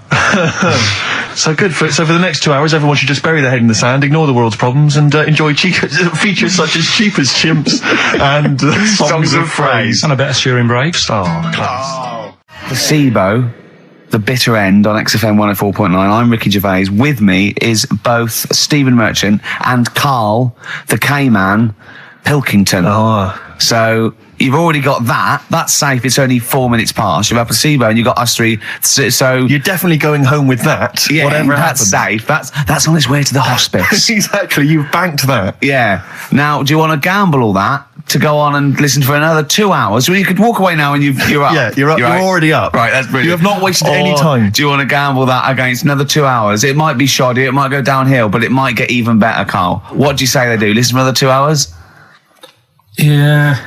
See, we shouldn't have done that. We shouldn't have asked Karl, because a lot of them now are already taking what they've got. And what they've got is Yeah. great, Rick. What they've got is lovely. Yeah. They're loving that. They're going to enjoy that. We have got monkey news. We've got Cheapest Chimps. That's not the same thing. How many A lot of radio people stations do. have got two ape-related simian features? Rick, can I point out now, a lot of people are making that mistake. A lot of people are thinking that Monkey News is exactly the same as Cheapest Chimps. It's not. Let's keep that clear. It's not. It's in the same ballpark, but it's not the same. There are apes. They're involved. They're involved. Yeah. We've also got some great music.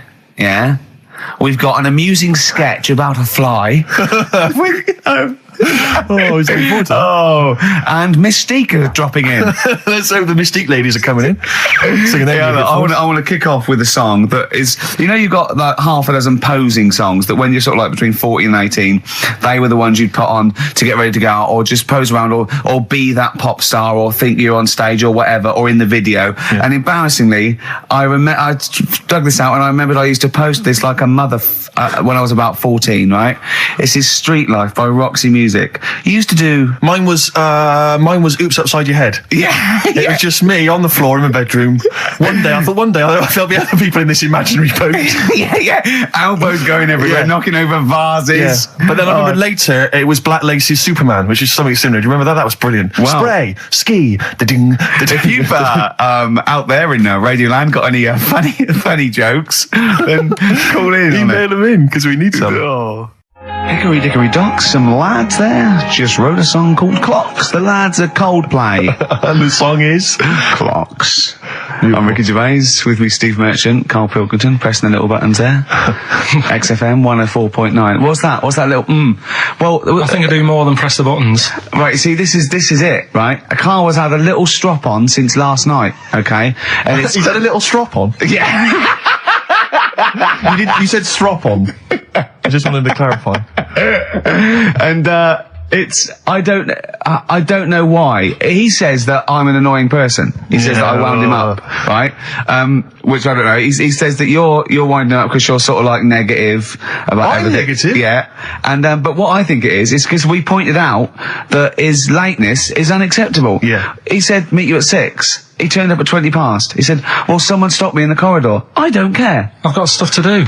We had stuff to do. I think we're a bit busier than you, Carl.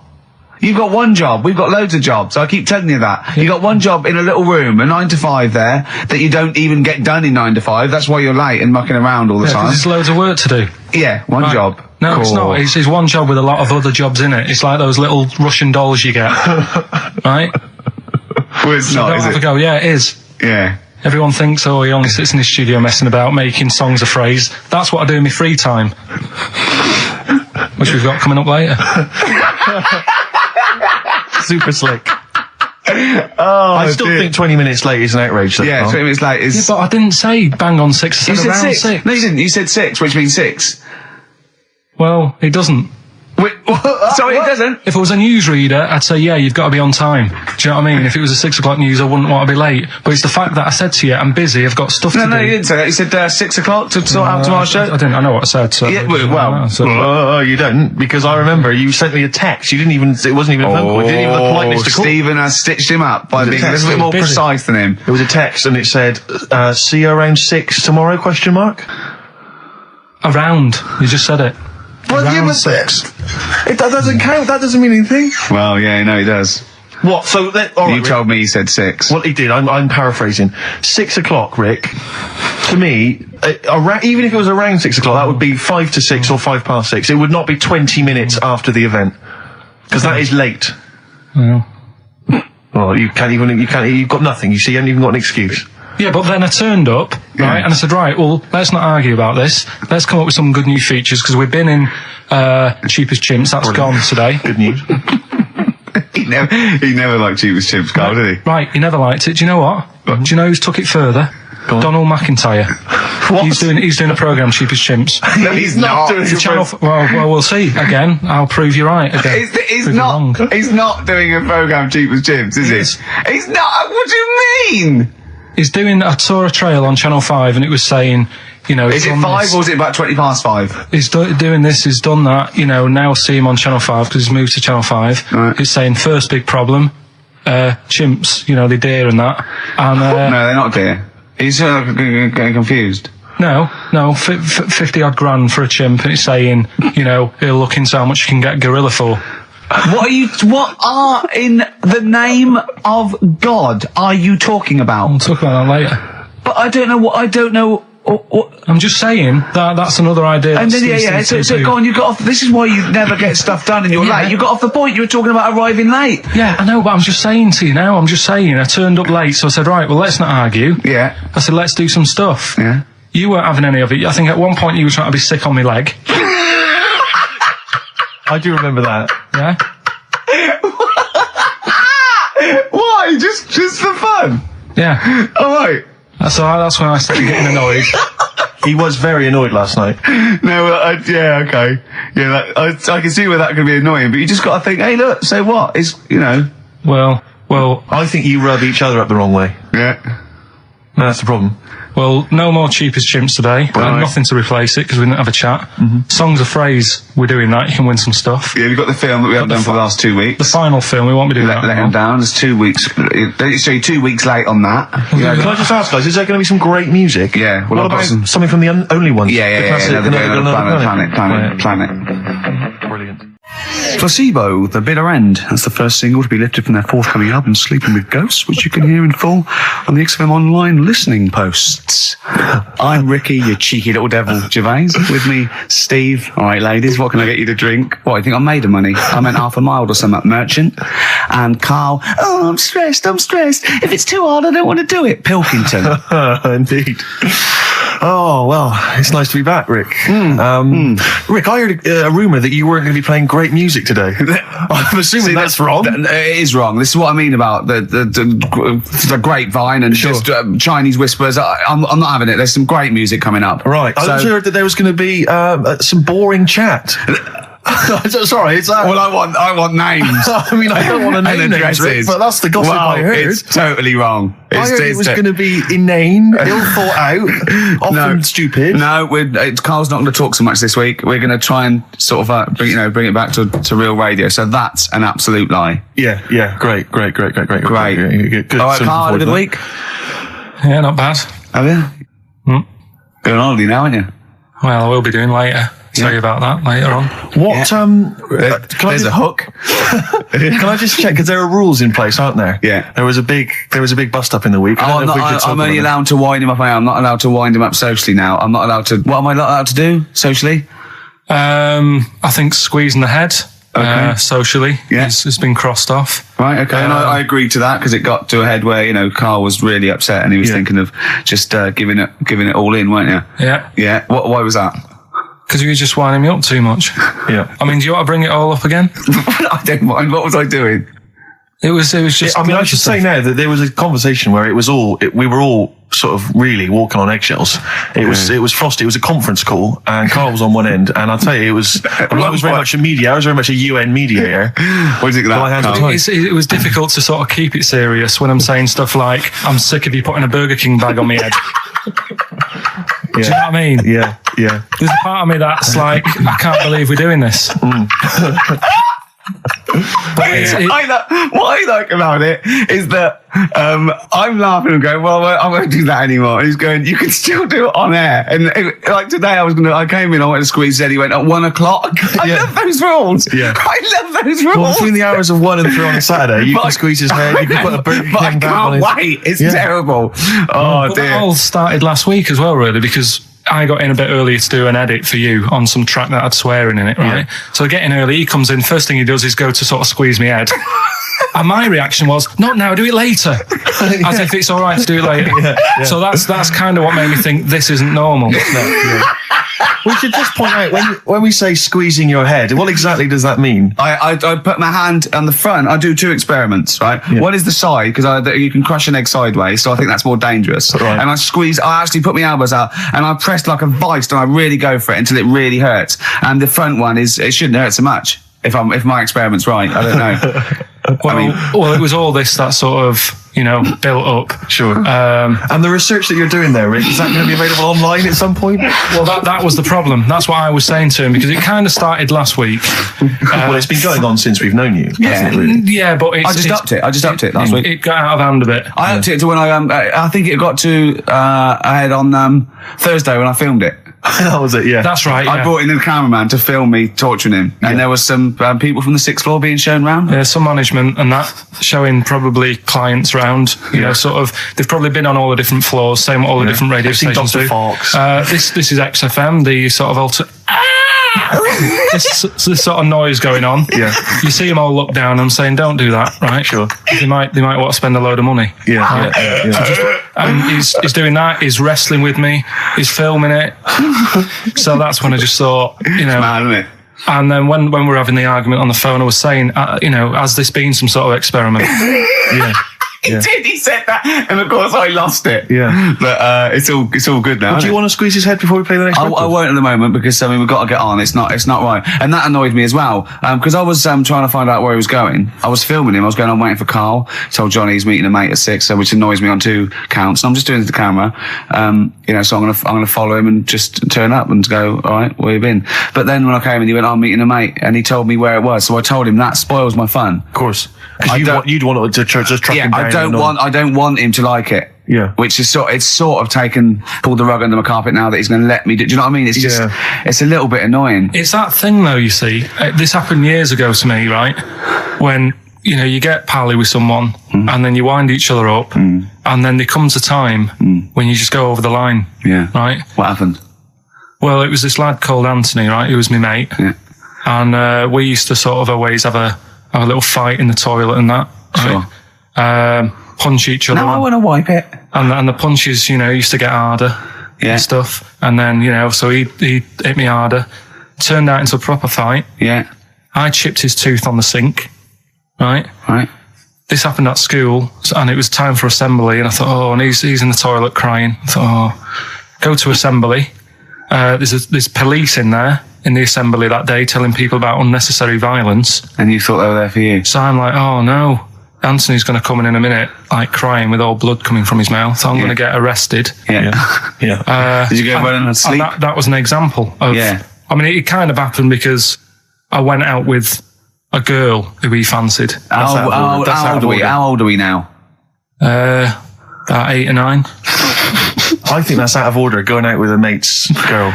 Yeah, but she didn't like him. He had like big ears and that. He had no chance. You're so why such a should dick. No, but do you know what I mean? All right, I haven't got the looks like I used to. Sure, when you were 8. But that's before the stress of, having head squoze and that sort of thing. I have aged a lot. Having your head squoze. I love your own grammar. I know, That's the past tense, is it? Squeeze or to have squozed. Oh, he did squoze his head. Yeah. Oh, brilliant. So, What about a bit of Bowie? Let's, be my wife. Carl, I'm asking you. I think we can squoze that in. Be my wife, Carl, come on. Well, here we are again, XFM, on a Saturday. Just gone 1 o'clock, Steve, if I'm very much mistaken. But we're not here as such. We're away again, gallivanting around. We've got to do the special sort of best of again. Okay. Which we did a few weeks ago. So this is the best of the last 3 weeks. Which I think is the best 3 weeks we've ever had. But I'd like it condensed into 2 hours. Yeah. Yeah. Some great music as well in there. Yeah, there'll be some great music interspersed with fine chat that you've already heard. Yeah. Except this bit. This bit's new. We've actually, out of the kindness of our heart, we've come in last week. Yeah. Yeah. And we've done a few clips just because we felt a bit guilty about shooting off. Yeah. I mean, even now, having heard this link, I'm beginning to wonder if it was worth our time. Yeah. Well, should we play a classic link? Let's play, what, from the last 3 weeks? After this is Feeder. All right, so here's the first bit. Carl, you're making noises while I'm talking. Yeah, but you do this all the time trying to wind me up.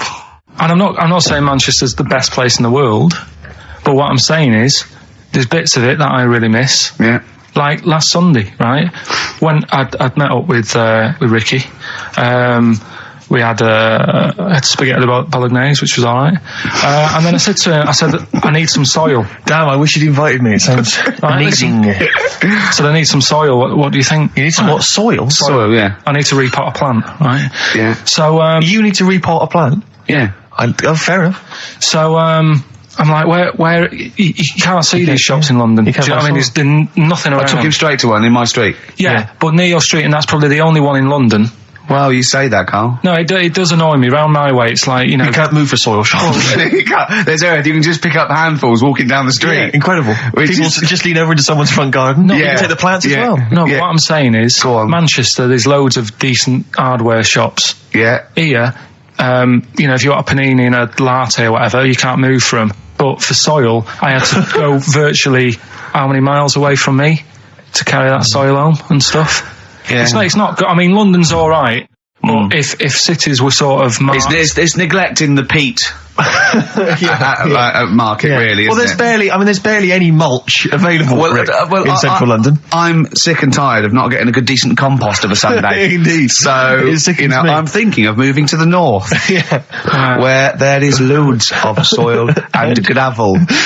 Indeed. And animal shite. whatever. Yeah. So you were going to say, if you were marking cities out of 10, what would you give London?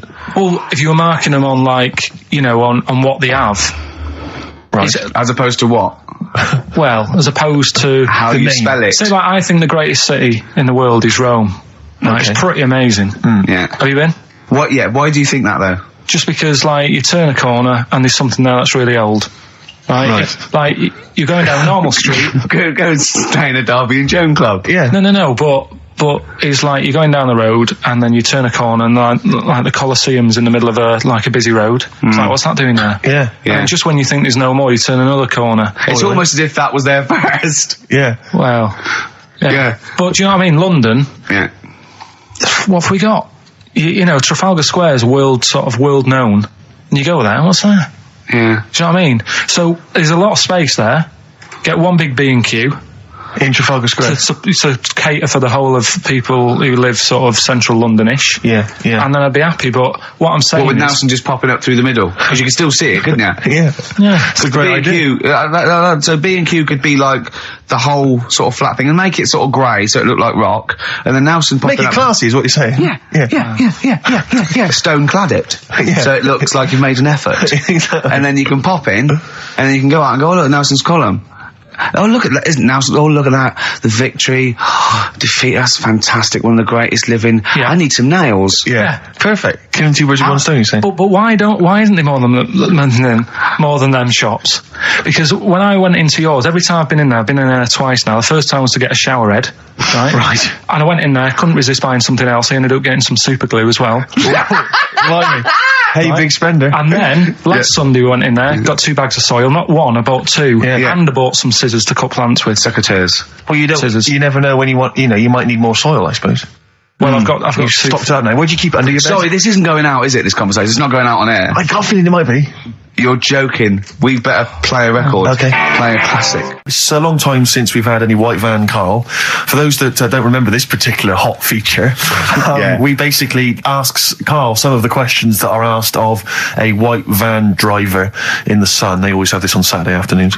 Anyway, here's the first one. They're not fascinating, Carl, but I'm just interested on your take, really. Yeah. What do you make of Cilla Black quitting Blind Date after her husband sent a message from beyond the grave?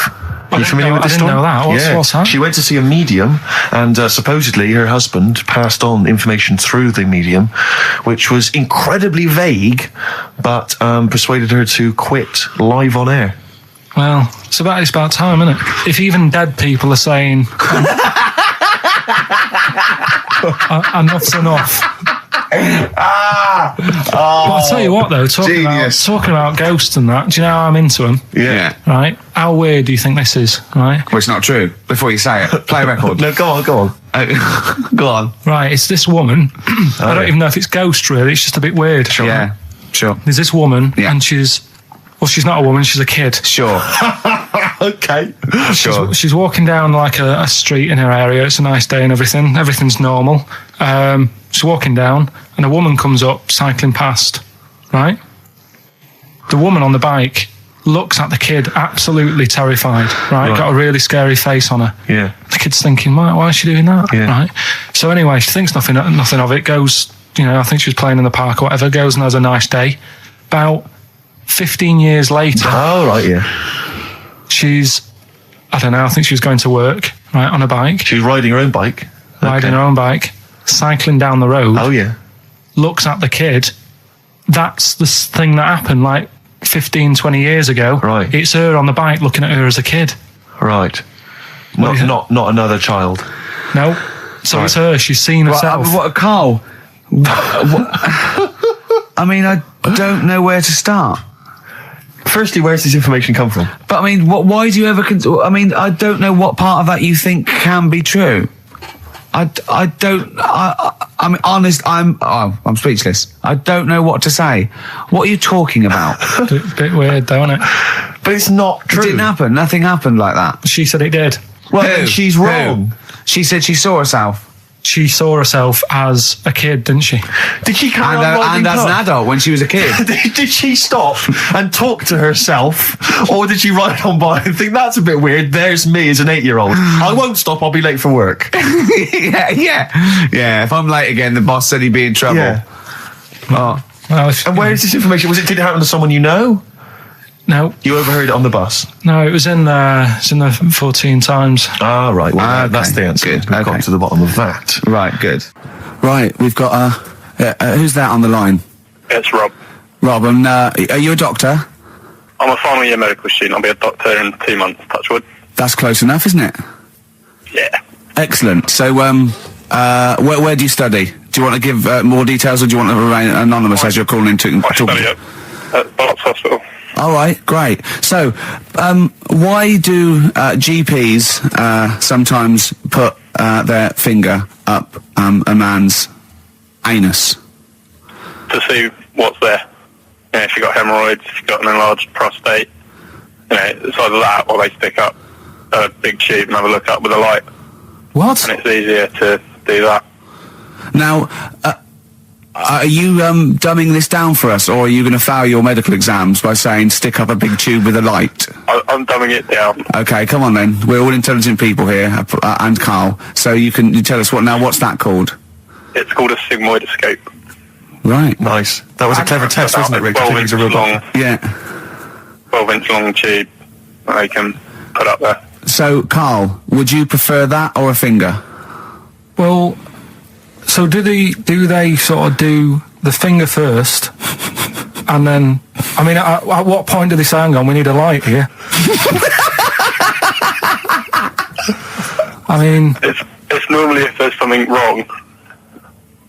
But, so if I go then, say if I go to this Wellman clinic, right, and they go, yeah, the art's good and that, yeah, finger, there you go, and then they go, hang on, I'm going to go and get me light and tube. I could start worrying then because they've sort of found something. And they're not likely to go straight in with the tube. They'll probably send you off some tests first. But Carl, there's nothing. But you go to these places to put your mind at rest and to know where you are with your health. I mean, it's not that you go along. That's what most people worry about. They think that because I'll go along and they'll find something. Well, one, that's illogical. It doesn't heighten the fact they'll find something because you go along. And two, if they do find something, it's a good job you went along. I mean, I'm a hypocrite because I don't go to the doctor. But I've had that Carl, done. You should be concerned if when they shine the little light in your ear, it comes out the other side of your ear. No, the other ear comes right out the other side. That's when you should be worried. But Rob, right, you said then, if they find something, they send me off for some tests. Why can't I just have the test without that and cut out the middleman? Do you know what I mean? Because you're wasting lots of money. There's hundreds of tests they could do, and they could do every test, and they could all come back with nothing. Or they could do the finger up there and send you for the 3 tests you need to find out what's wrong with you. But in this day and age, with all the technology and that, and like brainy doctors and all that, the only way to find out is sticking a finger up there. What are you worried about, Carl? Is it fundamentally that this doctor who's has done 6 years medical training, is it embarrassing to have a man's finger up your ass? I just don't understand how you can get round to that without... But what don't you like? Is it fundamentally you don't like anything up your ass, or is it the fact that it's a man's finger up there? I don't like going to the doctors. It makes me nervous, because I think if anyone searches you long enough, they're going to find a fault with you, right? And especially if they're going that far into you. They're going to find something. And probably not. Well, you never... I just don't... I don't know how to get round to that sort of... that point where you get a... What do you talk to the doctor about? He's like, all right, nice day. Strap your trousers. He goes, he says, I'm gonna just, Most people just shut up and let you do it, and then breathe a sigh of relief when you say there's nothing there. Yeah. But is that at the end of the test, or is that the first thing he does? It's the last thing. So that trousers up out the door. Because he knows it ends conversation. He knows it's a bit of a faux pas. The doctor says, I better not kick off with the finger up the arse. Well, what I do is I'll start on with the, the head, and then we're down and go, one final thing, Mr. Pilkington. So Rob... He drops his keys and he goes, pick them up, and as you bend over... Will you be doing this, Rob? Is this what you're, open to do? You do all these... I'll have to do it at some point.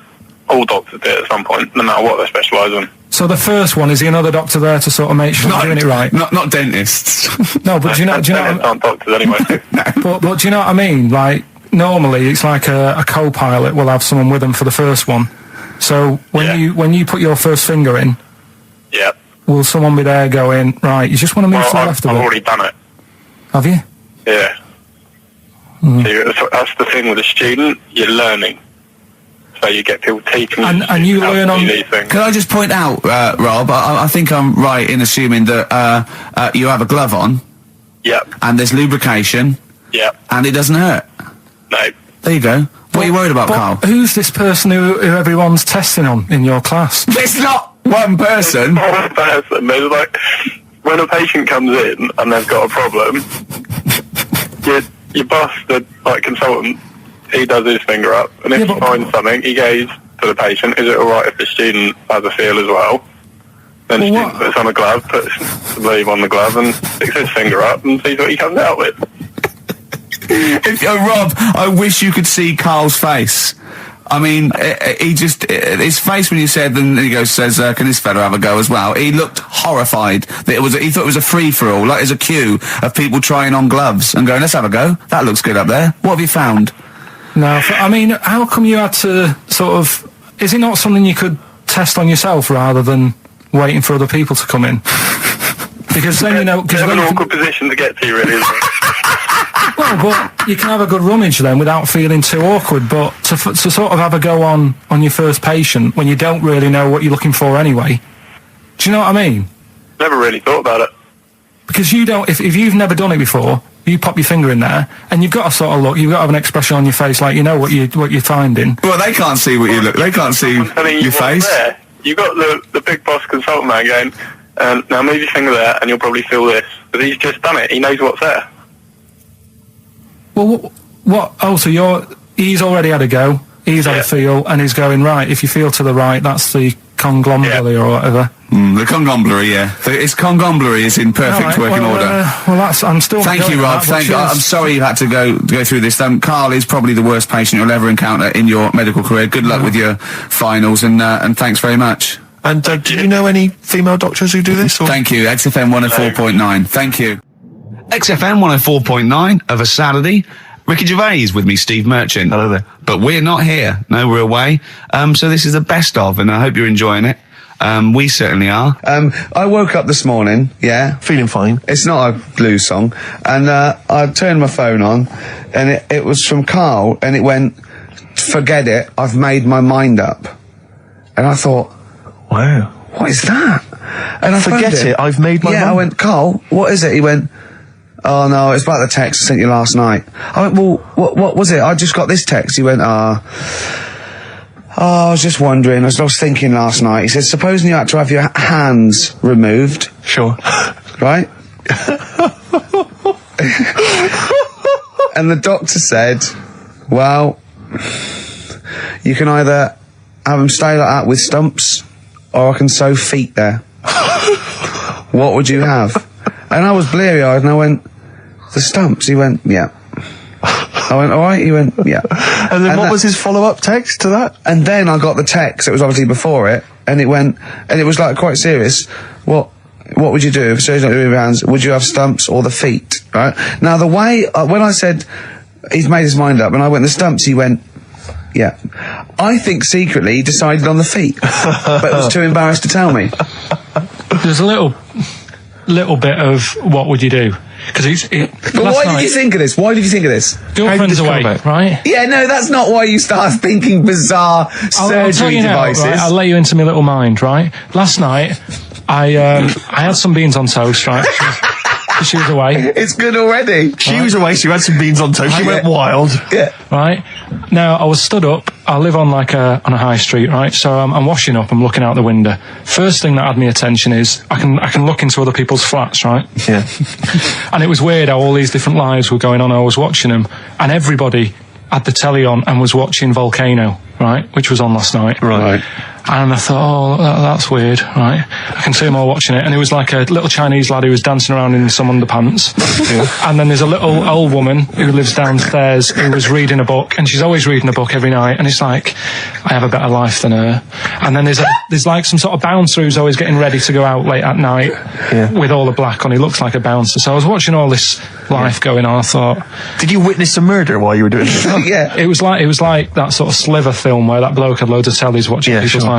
So that was going on in my mind, and then I was washing up, and I picked up the plate, and I thought, it's amazing, isn't it, the human body, the way you can just sort of, I want to pick that up, and you do. Yes. And the way your hands work, right? Yeah. You've got 5 little digits, but it's just the right amount to do to do what you've got to do, right? So I'm cleaning the plate. Sorry, Karl, stop. It's just the right amount. Might be one of the most genius things I've ever heard said. I would love David Attenborough to phone you up and say, Karl, how do I word this about the evolution of the mammalian front limb? Just go, we'll just say it's the right amount. But it is. One of course extra would get in the way. Yeah. And one less would just make it that little bit more tricky when picking up a bit of a slippery dish. Sure, or buying gloves. Yeah. A slippery dish. Like, that got a load of attention in the press, but the Trisha programme got nothing. Okay. Which, I know, Steve called me up in the week, right? Like 10 o'clock in the morning, I was at work, and he goes, I should think so at 10 o'clock. I should think preparing this show. Most people go to work about 8, 9. Are you watching Trisha and that? I said, no, what is it? He goes, you'll be loving it, right? Freaks. Was it, Help Me, My Mum's a Freak? Siamese twins.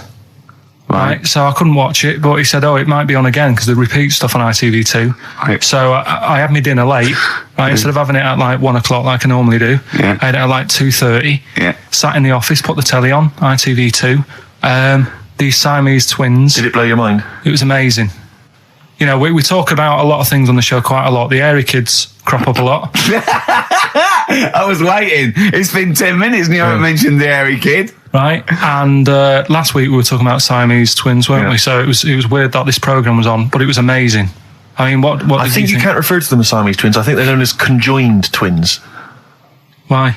I think Siamese is maybe considered derogatory or as an old antiquated phrase. Yeah, I think it's because the first famous ones were actually from Siam. Right. And that doesn't exist anymore. No, it's conjoined, Carl. Yeah. Get the phrase right. But you'd think that if that's happened to you, that wouldn't be that sort of offensive. The names that you must get called. Right. You think that's the least of your Siamese worries? twins, I'd say, well, that's, Now, were you stunned by where they were connected? Just live with it, we'd say. Because they were connected, of course, at the forehead. Oh.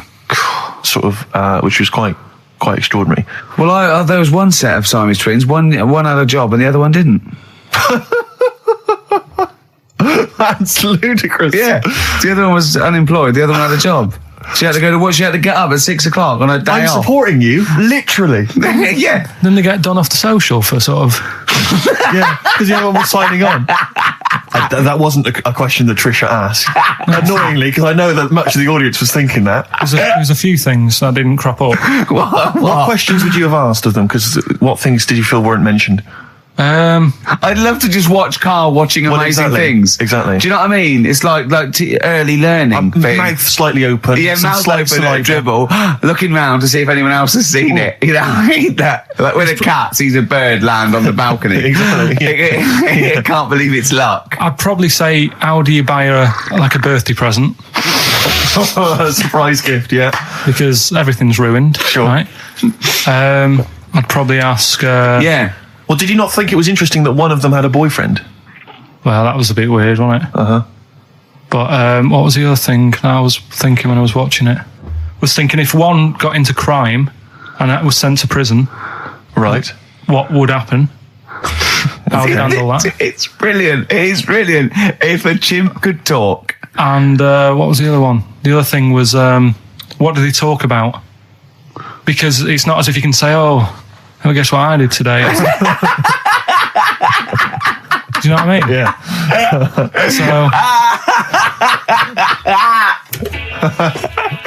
Do you know the really weird thing about all this, right? And it's annoying because you were saying about, what should have Trisha have asked and all that. Yeah. But one of them mentioned that one of them was adopted and the other one wasn't. Don't talk rubbish. No, seriously. I didn't understand it, right? Of course you didn't. And then Trisha sort of said, well, let's have a chat. And they were like, no, I don't want to go into that. What do you mean one was adopted? That's what he said. One of them... don't quiz me on it, but that's what was said. Hello there, I'm a multi-millionaire. And I've just seen your orphanage. I'd love to adopt one of your children. You'd like to adopt one? I'd love to adopt a children because I've got loads from around the world, so I'd love to adopt one. I'd give you $10,000 towards your orphanage. We'll speed it through then, yeah. Okay. We've actually got 2 left. I only need one. I'm only interested in one.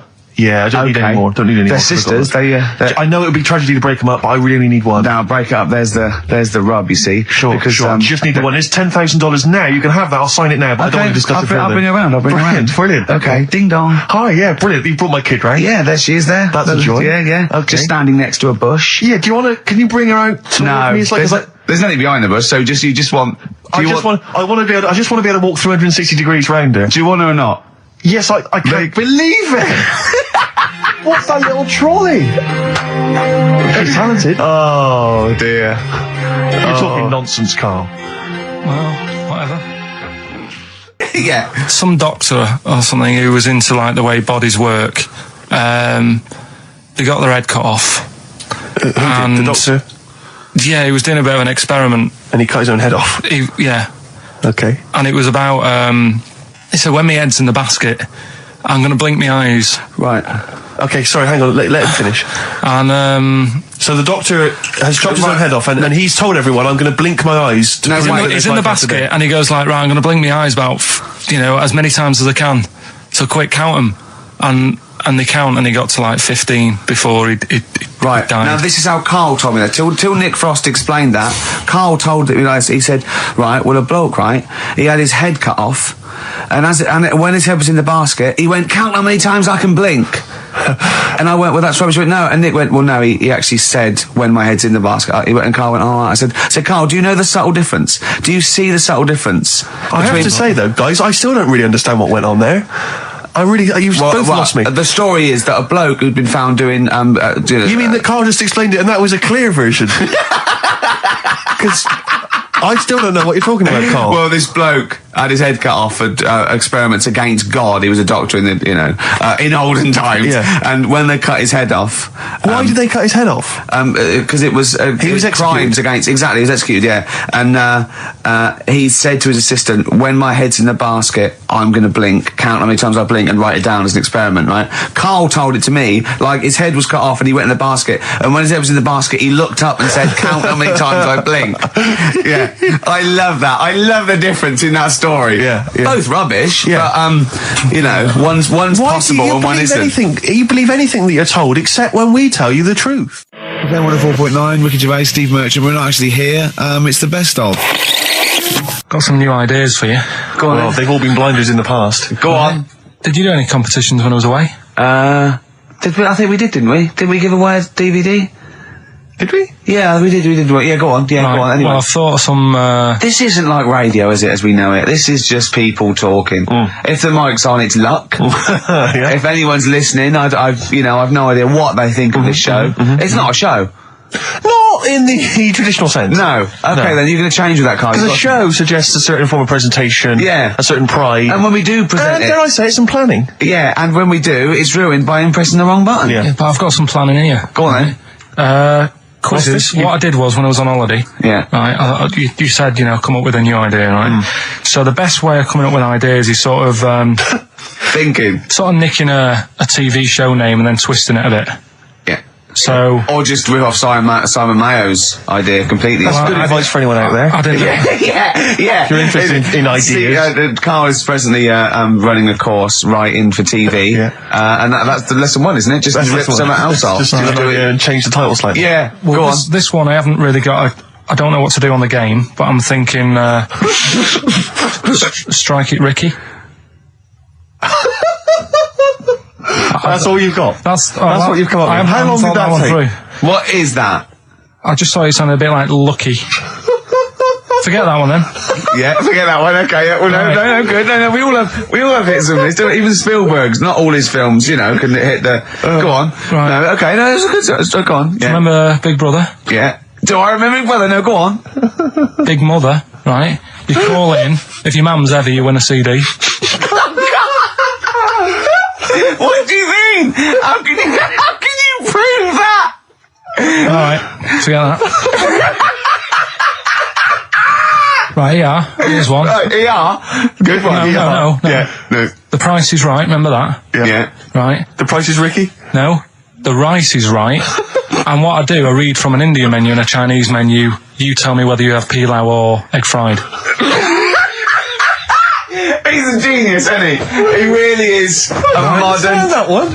Go on then. Let's go into this one. Let's not cross this off right away. Go on then. You read from what? Well, I'll get a couple of menus from like an Indian and a Chinese takeaway. Yeah. And I'll go like, chicken korma. Well, could I just suggest that as it's an Indian, it'll be pilau, and anything you read out that is... Yeah, but you don't know which one I'm reading from. What, the chicken korma's Indian, isn't it? Yeah, so you go pilau.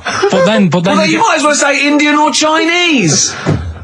No, because then the name wouldn't work. The Rice is Right.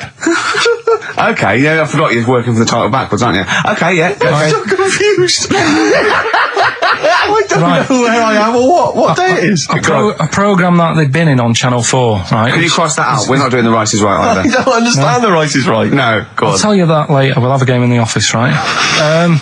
A game that they've been in on Channel 4, but has got really big viewing figures. Well, obviously not. right? Or they wouldn't be bidding it. Go on. Do you know 15 to 1? Yeah. They're getting rid of that, right? Are they? I'm thinking 15 Taiwan. Get some items that are made in Taiwan, right? Get 15 items, and I say what they are, and then you go, oh, I bet it's the vase. Or something. That's the one that's made in Taiwan. Yeah. Can you just explain that again very quickly? No, don't go. Alright, forget that. Cross it out. 15 Taiwan. Well, Carl, what are your thoughts? Why have you stuck it out here? Nothing better coming in, I thought. Well, I'll tell you why, because you're always on holiday. You don't do a lot. You get paid, well, doesn't he, really? He's a moany. He doesn't try and get on at all. He doesn't deal with people. He moans about everything. And, so he's... I'm alright, I've got my own little room and that. Yeah. Like a cage. It is like a cage, isn't it? And he can shut the door. If people walk past, he goes, shut the door. He doesn't want them looking in. He's like a miserable old chimp. We noticed today how much he's simian, isn't he? He's very strange, actually. We maybe should try and get a picture on the website, because Carl's arms are particularly chimp-like. It's very, very strange. Because he's got that sort of, he's got long downy hair. It's and not the like long extended knuckles. Yeah, and his totally round face that sort of the chin goes back and the dome of his cranium. I think, quite seriously, I know we sort of share about 98.5% of our genetic material with bonobos and chimpanzees, but I think he's got a little bit more. Yeah. I honestly think he's a little bit of a throwback. Just his line, they just kept to this sort of really the ugliest one in the cave and the tree, and he really didn't come out of it. I'm not saying you are, I don't think you are. Yeah, you're chimp-like. No, it does annoy me. My hair annoys me on my body and that. Because I've got like hair on my little toes and that. Have you? Then on the legs. Would you see your little toes? Can you pick things up with them?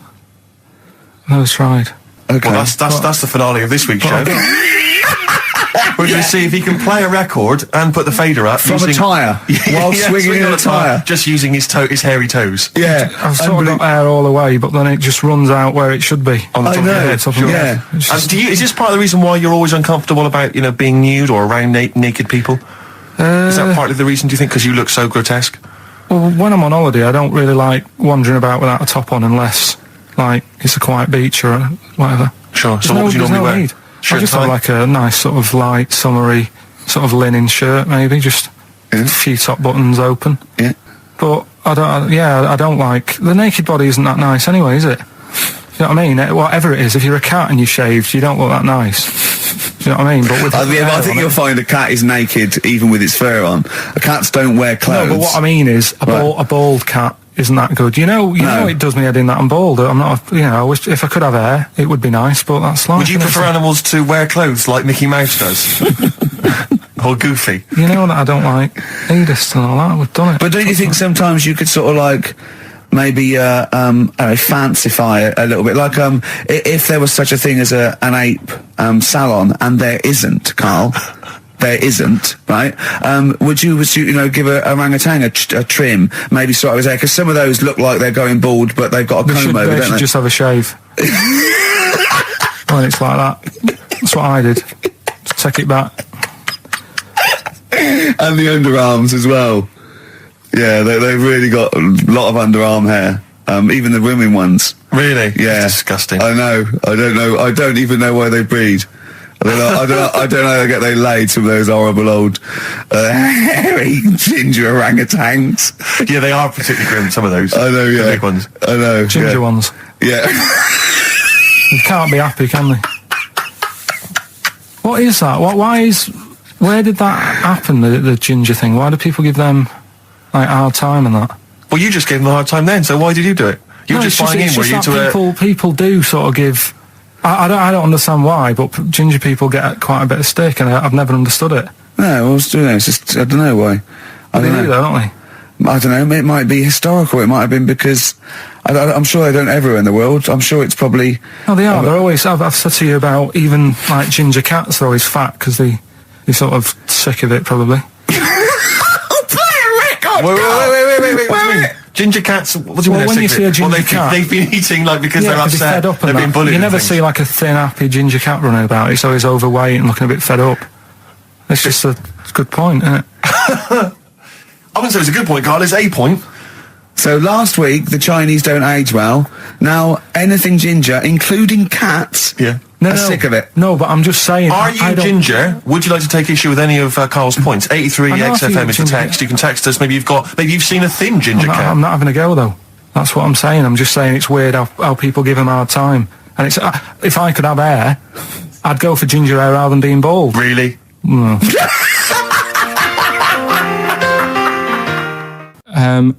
What sort? No. The Pope. Yeah. What semi-precious... Sorry, Mrs.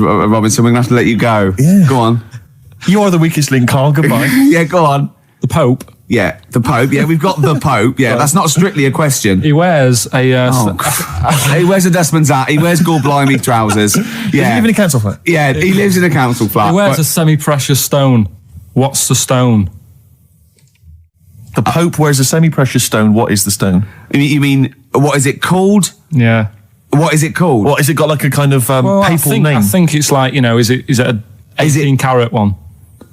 So we got to try and get the carat yeah.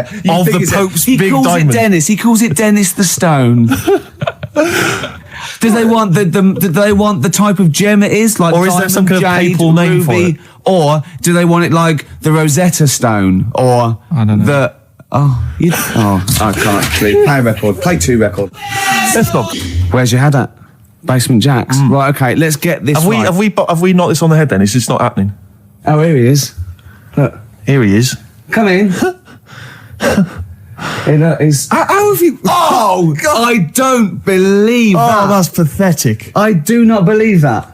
That's absolutely pathetic. Now, they won't believe this, will they? No. Right, No. if I say that Jonathan Ross just got his massive member out, and he is a big lad, come and sit down. I've got your tickets, Mr. Gervais. Thank you. What's going on here then? I mean, why are you dropping off tickets? Well, because, in the spirit of the Comedy Awards, we like to have the rising young stars of the British Comedy Awards. That's right, and that's me. Well, we couldn't find any this year, so we've asked Ricky whether he would sit in the rising young star seat, and I wanted to deliver the tickets personally, so there's no excuses if he doesn't turn up later. Yeah. I always suspected that you were sort of pretty well endowed. Yeah. And now we've seen, it's on webcam. That was just one of my cocks. That's the one you're wearing today. Don't say that. No, This is meant to be the happening young station. What's going on? No, you can't say stuff like that. You can't.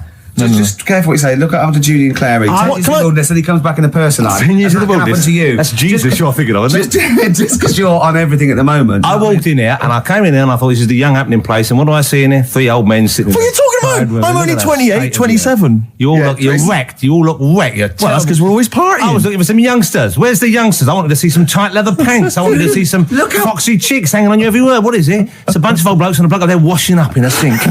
But look at him. He even dresses for radio. Look This at is him. ludicrous. It's amazing. Looks like I love the fact you were on the phone to Gervais last night, weren't you? Asking his advice on clothes. Look at him. He's going for the man down the DSS. I like that look. That's a nice look. Have you got a single pair of trousers that aren't elasticated at the waist?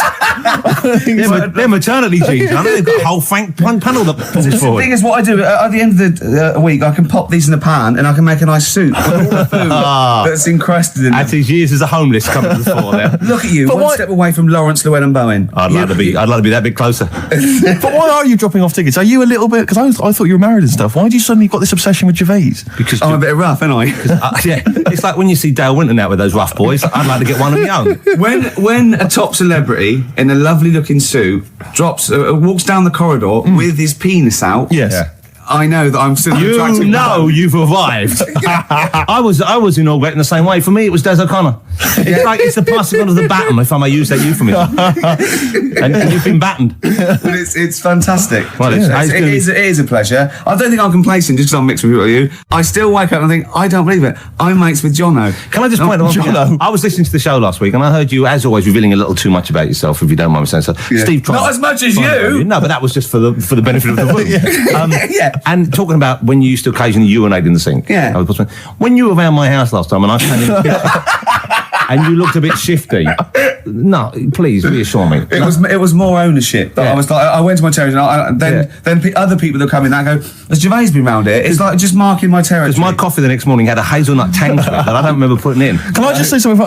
Because I mean, I used to, you know, mention to you, Gervais, when we first started getting involved in the business. Yeah. I should say, if there was one celebrity I'd like to be friends with, it's Jonathan Ross. Yeah. Lo and behold, Ricky's befriended Jonathan Ross. I'm nowhere to be seen. But Not Ricky invited round. Ricky told me that I could be his friend, providing I never extended the arm of friendship. Right. Yeah, if you ever... I thought as much. He tries to keep everyone else down he works with, from the office, all the other shows. He tries to keep them down. I didn't even want you to come in. I wanted to meet you on the steps. Yeah. I didn't even want to tell him you were around. But you called. He went, who's that? And he saw your name come up and he went, well, can I meet him? Well, you're coming tonight, aren't you? This isn't Radio 2, by the way. These links are way too long. This is snappy radio. We have to play... You might The be kids have lost interest. But the kids want to hear Coldplay, Catatonia, You know what I like? Faithless. How about some more of that instantly forgettable hip-hop you play each week? One of those obscure hip-hop hooey. That's the worst feature on British radio. You should be ashamed of yourself. Wait a minute, I've heard your quiz on Radio 2. I said the hip-hop's had its day. You told me that one. Put it away. Put it away. I'm Carl. Carl, how you doing? I'm all right. Got a question for you. Right, man. Got a question. Yeah. The Pope. Yeah. What semi-precious stone does the Pope wear? That is easy. Go on. Topaz. Is that the right answer? I don't know. I might have wrote it down. I'm really sorry, Jonathan. It's not what he publicly admits to, but I have to know because I was hanging out with him at the Groucho one night, and he was saying, "Oh, look at this, look at that topaz. Go and buy that. Look at that. Vatican City. Look at that. We can make a nice ring out of that," he said. Didn't go anywhere, but thanks for asking. I better go. I've got to go and buy some winkle pickers. Thank you very much. Okay. Enjoy it. Stephen. Carl, I wish I could say it'd been a pleasure, but actually it was quite creepy. See you later. This is the Best Of Show on XFM 104.9. I'm Ricky Gervais, with me Stephen Merchant. Yes. I hope you're enjoying the Best Of. I'm amazed that these are the highlights and that we've strung it out this long, Rick. But the good thing about this is, we're not here, we recorded this a couple of weeks ago, just the links, right? This has taken us about 10 minutes for the whole show. We get paid the same. Why don't we do this every week? That's a great idea. High five. Listen to this clip, it's brilliant. 100 reasons. If I could. Ladies and gentlemen, will you please welcome to the stage Pop Will Eat Itself? Carl, have you got like a sound effect or something of like, get the atmosphere Cheering. we're going to test? Cheering. We'll seek it out with. Have you got something there? Have a look on there. I'm just looking in the NME for the kind of forthcoming gigs of the smaller known bands, and it might be a useful place to just begin the. Ladies and gentlemen, peoples around the world, will you please welcome to the stage Chumba Awamba? Have you got a sound effect? We got one. Nice, yeah. Ladies and gentlemen, will you please welcome to the stage the Parkinsons? They're playing in Leicester this week, so I look forward to that. That's a good plug, isn't it? Let me see who else. If anyone wants to pop down to Leicester to see the Parkinsons. Ladies and gentlemen, please welcome to the stage Cyclefly. Okay. Oh, there's a genuine one here. This is someone. Simon's emailed, and he says, "Will you just test this name for us?" Okay, Carl, if you can. There you go. Ladies and gentlemen, will you please welcome to the stage Coach? Not utterly convinced. No, it's not too bad. It's not. I'm worried about the sound effect. We start to sound like Chris Moyles or something. When Well, play a sound he's a effect. top broadcaster. Everyone loves him. Losing weight as well. He is hilarious. Funny man. Just there's one more coming here. I'll just check this one. Ladies and gentlemen. Ladies and gentlemen, will you please welcome, this is Chris Oxford. Ladies and gentlemen, please welcome, meanwhile back in communist Russia. Is that a band? I assume so. I assume it's his band. Yeah. Isn't it? Steve, I mean, I will play great old tunes till the cows come in. We got to give them a little bit of Dandy Warhols and Air and Athlete. I know that, and they're great. They're good, right? But I wanted to play a Cat Stevens song, but I thought I'd better not because I've, play that a little bit. And we quite like resurrecting old reputations, don't we? People like Elton John who had bad faces, or David Bowie. People whose names now are largely laughed at in the serious rock or people circles. that people might not have considered. I thought Cat Stevens, oh no, Rod Stewart, I thought. Was he Rod Stewart? Many people now are thinking of the leopard hot pants and the ludicrous Do you hair. think I'm sexy and all those sort of old stadium sort of disco things? But he wrote beautiful tracks from Maggie May and I thought, hold on, two birds with one stone. What about a Rod Stewart song written by Cat Stevens? Wow. Is there such a thing? The first cut is the deepest. Let's hear it, Rick. On this album as well is The Killing of George. Georgie Part 1 and 2, remember? About the gay bloke. Georgie Boy was gay, I guess. His favourite song. Carl's favourite song. Yeah. Right?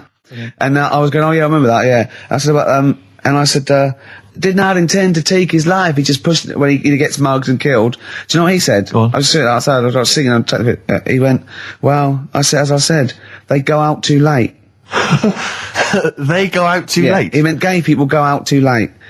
He went, no, they do. I went, what do you mean? He said, well, they're always out, they go out when people are coming home. He said, if he'd have been in bed by 10, he'd still be alive today. That's a sobering lesson. And he went, there's one that works here and he's shattered every Monday. Oh, if you're gay and you're listening, just be in bed earlier. Go out when sensible people go out. Yeah. You're right, we're not on the continent, Carl. If you're gay and you're not in bed by 10, go home. Yeah. I don't get it. That blew me away, right? That the fact that he got the name, he got the number. Spooky bit, right? I'm walking home. I called you up a couple of times and I left a message on your phone because it was just amazing. Not only was he good at magic, but his maths was brilliant. No, well, that thing adding up to 42 was like, how did he do that? I mean, we didn't even make a big deal out of that. He said that to me. He said, all Carol Vorderman's got is the maths. Do you know what I mean? Imagine him on Countdown. Yeah. He'd even know what they were going to write down. Do you know what I mean? So a bit of a wasted talent. I should see him again about that. I think he's... So I get into my flat, right? And what they do in my flat where I live, they put the post in like these little pigeonholes. Right, and I don't normally check them out. I leave it for Suzanne to do, right? Sure. But this time, for some weird reason, I thought, right, I'll check it, see if we've got any posts. Open it up. There's only this. A letter for Miss Harris. Yep, there it is. Bona fide in front of us. A letter addressed to a Miss Harris. Well, does she live there? No, it's my address. She doesn't live there. Did she ever? Don't know. It doesn't matter. It's weird, isn't it? But we've never had. Normally, I think there was a guy who lived there called Yaki Shoki. Mr. 42. It was definitely wasn't an Harris, right? This is the first time we've had a letter for this woman. Yes. Right. But what are you claiming? Because Darren Brown himself admits that it is not paranormal, it is not supernatural, it is a trick. It's a trick. Is it? But he would say that, wouldn't he? Hitler said that. Play a record. Well, can we open this? No! It's illegal! No, but I'm thinking if it's a birthday card for someone's like 42nd birthday. Right. You can't open that letter. Go and put it back or you cannot open that letter. Why not? You can't open someone else's mail because you think Darren Brown's supernatural. What if we steamed it open and then resealed it? No one would know. It's only a letter. You can't, you can, but I don't want any part of it. Carl, I think you should open it. No, you open it. I'm not opening it. It's against the law. You should open it then. We won't open it then. They won't send you to prison. Forget it. You'll get off. Cure? Yeah. Bit of cure? There's no cure, no. I'm looking, I'm tempted to open it. Well, do you want to, Steve? There you go. No, I'm not going to open it, but I think you should, definitely. 6 Different Ways by The Cure from the album The Head on the Door. We've enjoyed that. The Head on the Door, Carl. Ooh, bit of a coincidence. Spooky, isn't it? It was only 4 weeks ago you were talking about a head and a door. Exactly. Has the door got a number on it? 42. Oh, dear. So we're not opening it? No. Well, I can't open it because as the producer, right? Oh, yeah, because your standing in society is such that they'd make a real example of you. Yeah. A producer of a tin pot radio show once a week. Yeah, he should know better. He can press buttons and talk at the same time. Sending down. But they wouldn't try you in an adult court. You would get away. You would get away with it. Just they hear you speaking for a little while, and the judge would end up squeezing your head and letting you off. It'd be like those people who train monkeys to break in. Do you remember down in South London? We talked about it in the past, and they were going around robbing stuff, and they trained them to do it. Yeah, I don't think those monkeys would have got in trouble. It would have been the keepers. So, I think XFM would probably take the rap. Will you open it? No, I can't be seen to open it. No, he's a writer-director. Exactly. So am I. I can't be seen to open it. I'll give it here then. Right, I'm having no part of this. That's against the law, but... Right, I'm having no part of it. Open it. Come on, you've started now. Right. The thing is, right, if it's important, we can say maybe she's listening. But do you need the stress? What it could be anything. What are you going to say? We're going to say, oh, and if you are listening, Mrs. Harris, you have got gonorrhea. Call the clinic. Do you know what I mean? It could be anything. Oh dear. Oh well. I think my talk did well. Well, what is it? It's the number 42 on there. What is it? Can you say? Be careful. What? Let me see what it is. What is it? Dear Sir, Madam, your periodical dental inspection is now due. Would you kindly contact the surgery to make an appointment? Mrs. Harris, if you're listening, your periodical dental inspection is now due. You might want to contact the dental surgeon that you normally go to. She could have a faulty tooth.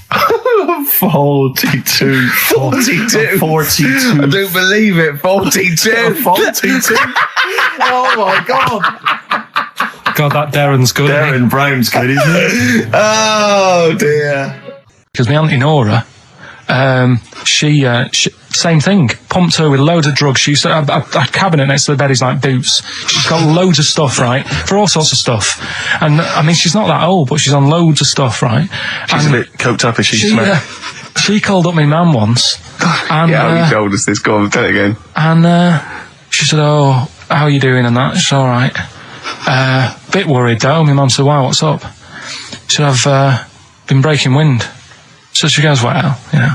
She says, "No, but this one is going on and on and on." And she was like, she was like, what do you say? What's like passing wind, farting for 5 minutes. one thing, not like, you know, trumping and then nothing. Yeah. Continuous drone of a fart. Yeah. I don't think she had. How big was she? She must be the size of a barn. No, she's not that big. She's good for her age. No, but I mean, quite slim. No, but fine for 5 minutes. Where's all the gas? Was she circular breathing? Was she sucking it in with her mouth? It was just, I don't know that much about it. But she called up my mum about 2.5 minutes in. Could you hear it in the background? 2.5 minutes in! 2.5 minutes in, she called my mum up, and it went on for a further 2.5 minutes. Oh. And she just stayed on the phone, did she? Where was... can you hear that? Well... Yeah. Did she hold the phone next to her arse? Listen to that. She was off the ground. Trying to work a tune down. she was actually hovering. She was 4 foot off the ground when they found her, the ambulance men. The cat's dead.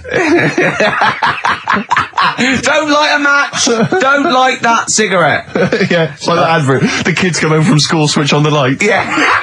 Then they see Granny hovering, turn the light on.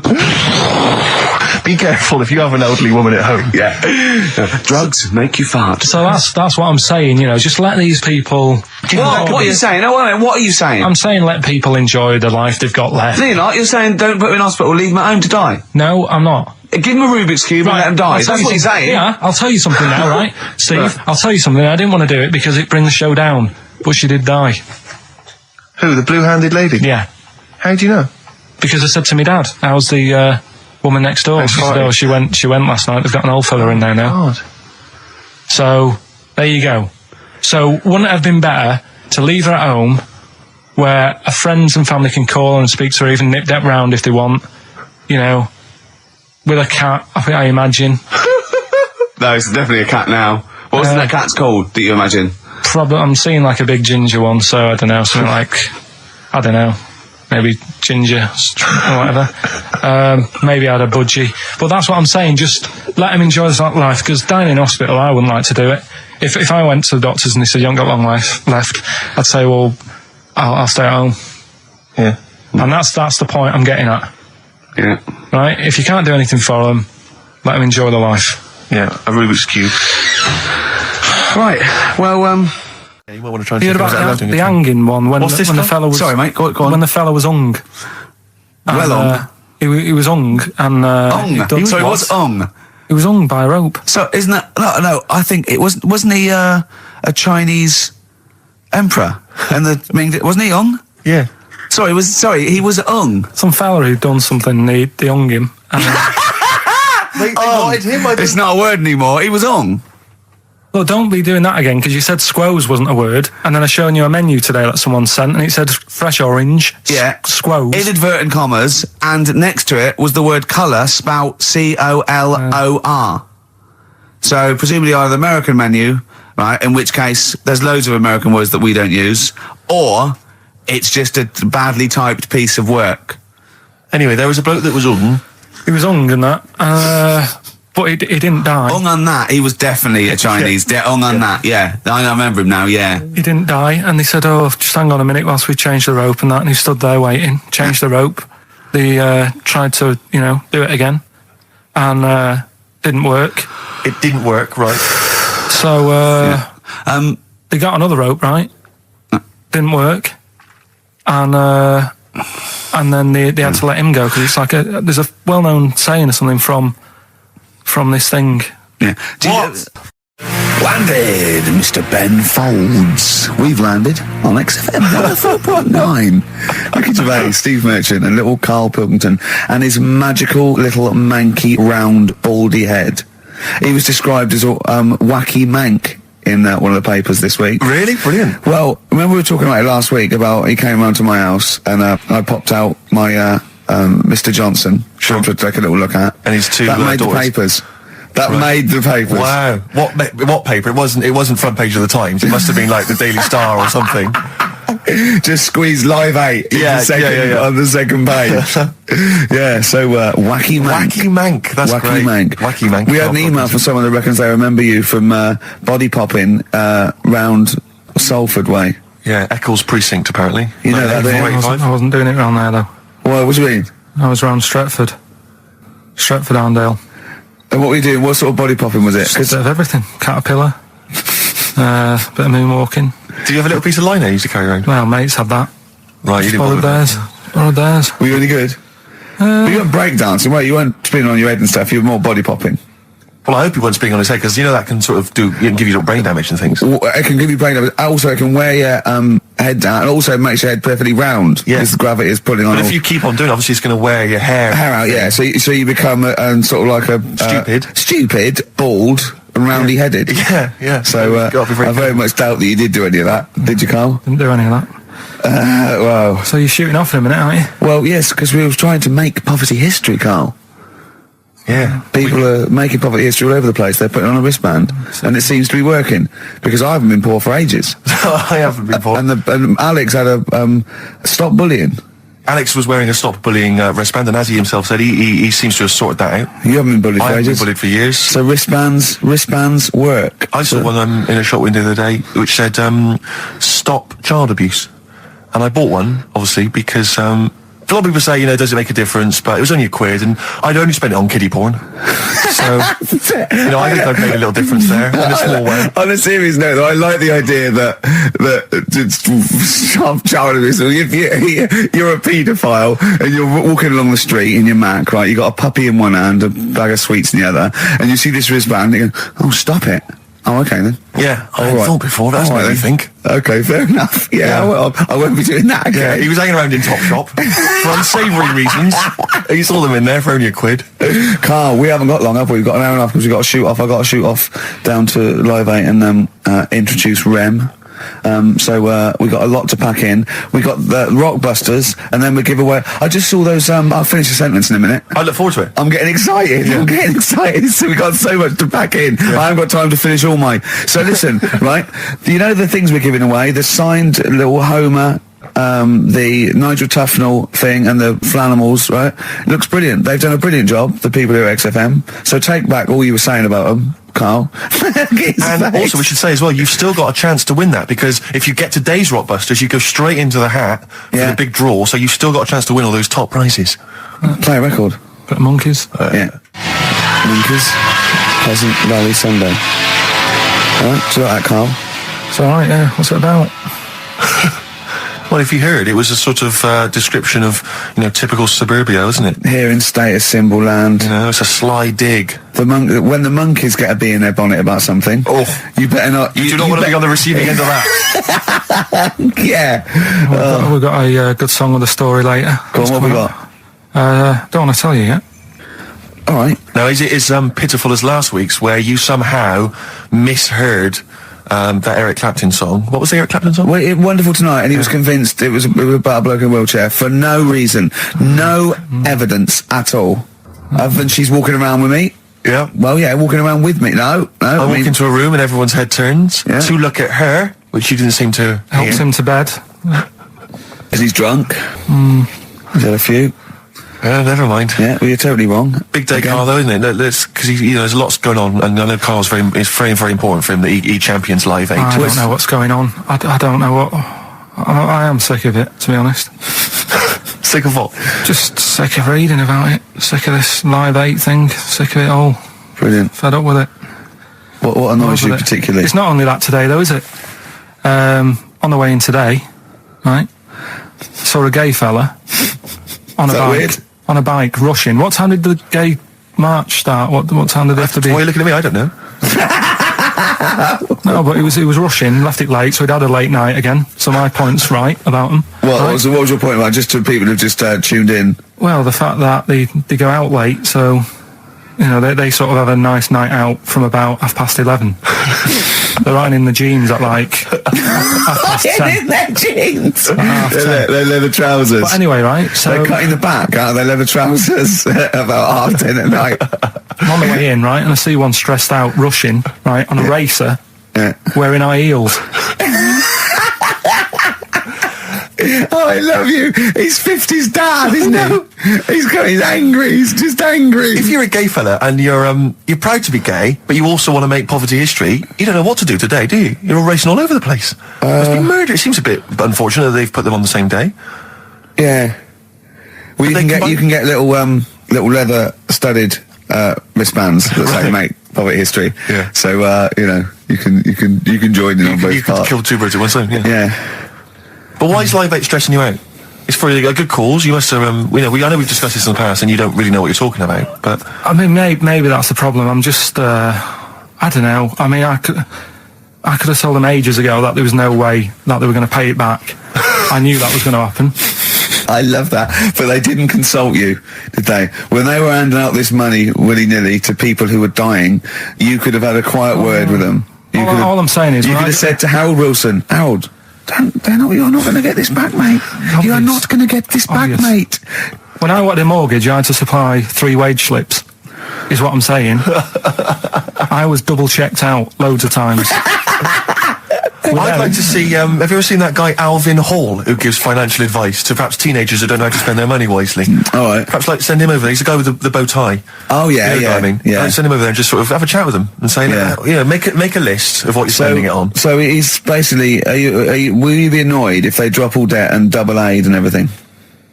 No, because I mean, you know, people sometimes need help and that, don't they? You've got to help people out, but Yeah. it's how many times is the thing. Do you know what I mean? Let them off. But do I, I've got this monthly payment at the moment, haven't I? Yeah. I'm paying for tools for people out there who need a drill to build a house or whatever. Yeah. Am I now in my right to say, well, you can't have it all? Do you want the drill or do you want the debt cancelled? This is what I'm saying. I'm just, I'm all happy to help people out. Do you think they're taking us for a mug? Is that what you think you might be taking? We'll see, won't we? Time will tell, won't we? You know what I mean? If next year at the same time Geldof's putting on another gig, I'll go, what's going on now? Geldof putting on another gig and the mean fiddler. What's going on now? I think you're missing out on the true meaning of today, Carl, which is an opportunity to see Keane for free. I think that's the problem. I don't want to go. I don't like crowds and that, do I? Right. Can't be dealing with that. Don't like big crowds. People, because I was talking to people at work about it, and they were saying, it's a big occasion, it's one of them events, like, you've got to be down there, because in years to come, when they say, were you there, I don't see what's good about having a memory being stuck in a crowd of 150,000 people. I prefer to do something nice. Say if I have like a nice cake and a cup of tea, right? In years to come, when they go, do you remember that day when we were all cramped and what have you? I'll go, no, I was having a nice cake and a cup of tea. So I've got a nicer memory than them. So I believe in doing something nice on a big occasion. Do you know what I mean? On a special day. Do something nice, remember that? The thing is, you have got a nicer memory than them, because when you look back and they say what you're doing 20 years ago, your memory will tell you were actually having a cup of tea and a cake, but with a chimpanzee that could talk English. That's what your memory will tell you. You go, I was out with my mate. I was out with my mate Marty. He's a chimp, and it just you'll be in cuckoo land by the time you're 50. You'll be just going, that was great that day. Remember Suzanne? I don't know what I'm talking to Suzanne. She's left you. She's had enough of you waking up. Well, she's down in Hyde Park watching Bed Shaped live. She's not worried about cake and a cup of tea. Have you ever done a march or anything, though? Have you ever sort of... What are you saying? Have you, you're having a go at me for not getting behind it all, right? Which I am, because I've got more standing orders going out of my account for charities than anything, right? But have you ever got behind a problem? No. I don't think I have, to be fair. No, I am quite slack in that respect. It does take a lot of effort, though, doesn't it? Well, it depends. What sort? Well, if you're going to do one of those walks from John O'Groats to Land's End or something, that's a lot of time commitment. There's one, I tell you what, there is one that looks alright. On Portland Place, just off Oxford Street, there's always just a little Chinese fella sat on the pavement, right? Oh, I've seen him, yeah. What's that all about? Yeah. He's just sat there with a poster, but you don't know what it's for because it's in Chinese. Yeah. So he's just always sat there. But that's for me, that's the sort of march I want, where you just, and he's only there when it's sunny. If it's raining, they don't bother. I tell a lie, I did pop down when all those women walked through London in their bras.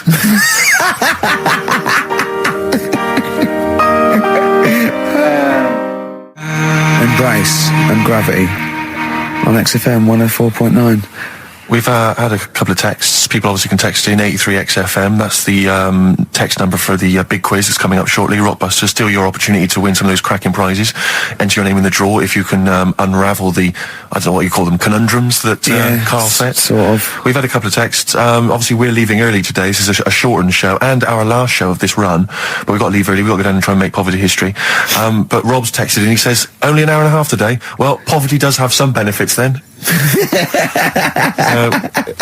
He's a fan. He understands the show. Who was that little fella that used to write in who hated the show? I forget his name. I haven't heard from him for a while, actually. I don't know what happened. No. Maybe he realised that if he hated the show so much, the obvious thing to do was to switch off. Maybe that finally dawned That's on him. annoying. What's his name? Someone remind us of his I name. like people who hate us to carry on listening. Yeah. It just gives it an edge, doesn't it? Yeah. It's the fact that, that you're annoying someone. I mean, I love annoying people. I know you do. So You're like a kind of walking Chinese water torch. Yeah, exactly. Yeah. Have we got Ladder 49 today? Rick, there's a number of cracking DVDs as ever on Rockbusters. We've got The Life Aquatic with Bill Murray. We've got Howard and Kumar Get the Munchies, hilarious stoner comedy, and Batman the Animated Series. And Ladder 49, there it is. Joaquin Phoenix, yes. John Travolta. If you've ever seen Ladder 49, then you can give us a quick text review on 83XFM. I'd be interested to know if it's Why actually are you worth giving watching. away one a week for the last 6 weeks? Yeah. Well, we better do them then. Let's do Rockbusters for the last time. You can win those amazing prizes. Alright. As always, just a little cryptic clue, some initials of a band or an artist. Work it out, email in or text in, that's it, isn't it? Mm-hmm. Right, the first one. Richard's kid cuts hair for a living. Right? Richard's kid cuts hair for a living. Right? Initials ED. Right? BD. Richard's kid cuts hair for a living. Second one. I have a problem saying the French word for well. Right? I think that's the right word anyway. Wow. I have a problem saying the French word for well. So what's that? That initial there is K. Right, band or artist. And then the third one, you take 8 kebabs, 2 kebabs, 57 kebabs, times it by 27 kebabs. Right? The fella is struggling to work it out. What's that? What's going on there? Right? It's a good question. DS is the answer there. 8 kebabs, 2 kebabs. I've got it. 57 kebabs, times it by 27 or what have you. Fella's struggling working it out. What is it? I've got that one. DS. So just email in ricky.gervais@xfm.co.uk or on the text 83936. Yeah, and you can win Ladder 49 and those other DVDs. Plus, you go into the draw, which we'll do before we leave, and you can win the signed by Matt Groening, personally drawn Homer Simpson. We've got the Spinal Tap poster signed by Christopher Guest, and also the original artwork of us as Flanimals. But they've all been framed. They've done a brilliant job. It really is a nice prize. I mean, almost too good to give away. A little bit annoying. Is it too late to take that back? Well, I was thinking we could sneak in a copy.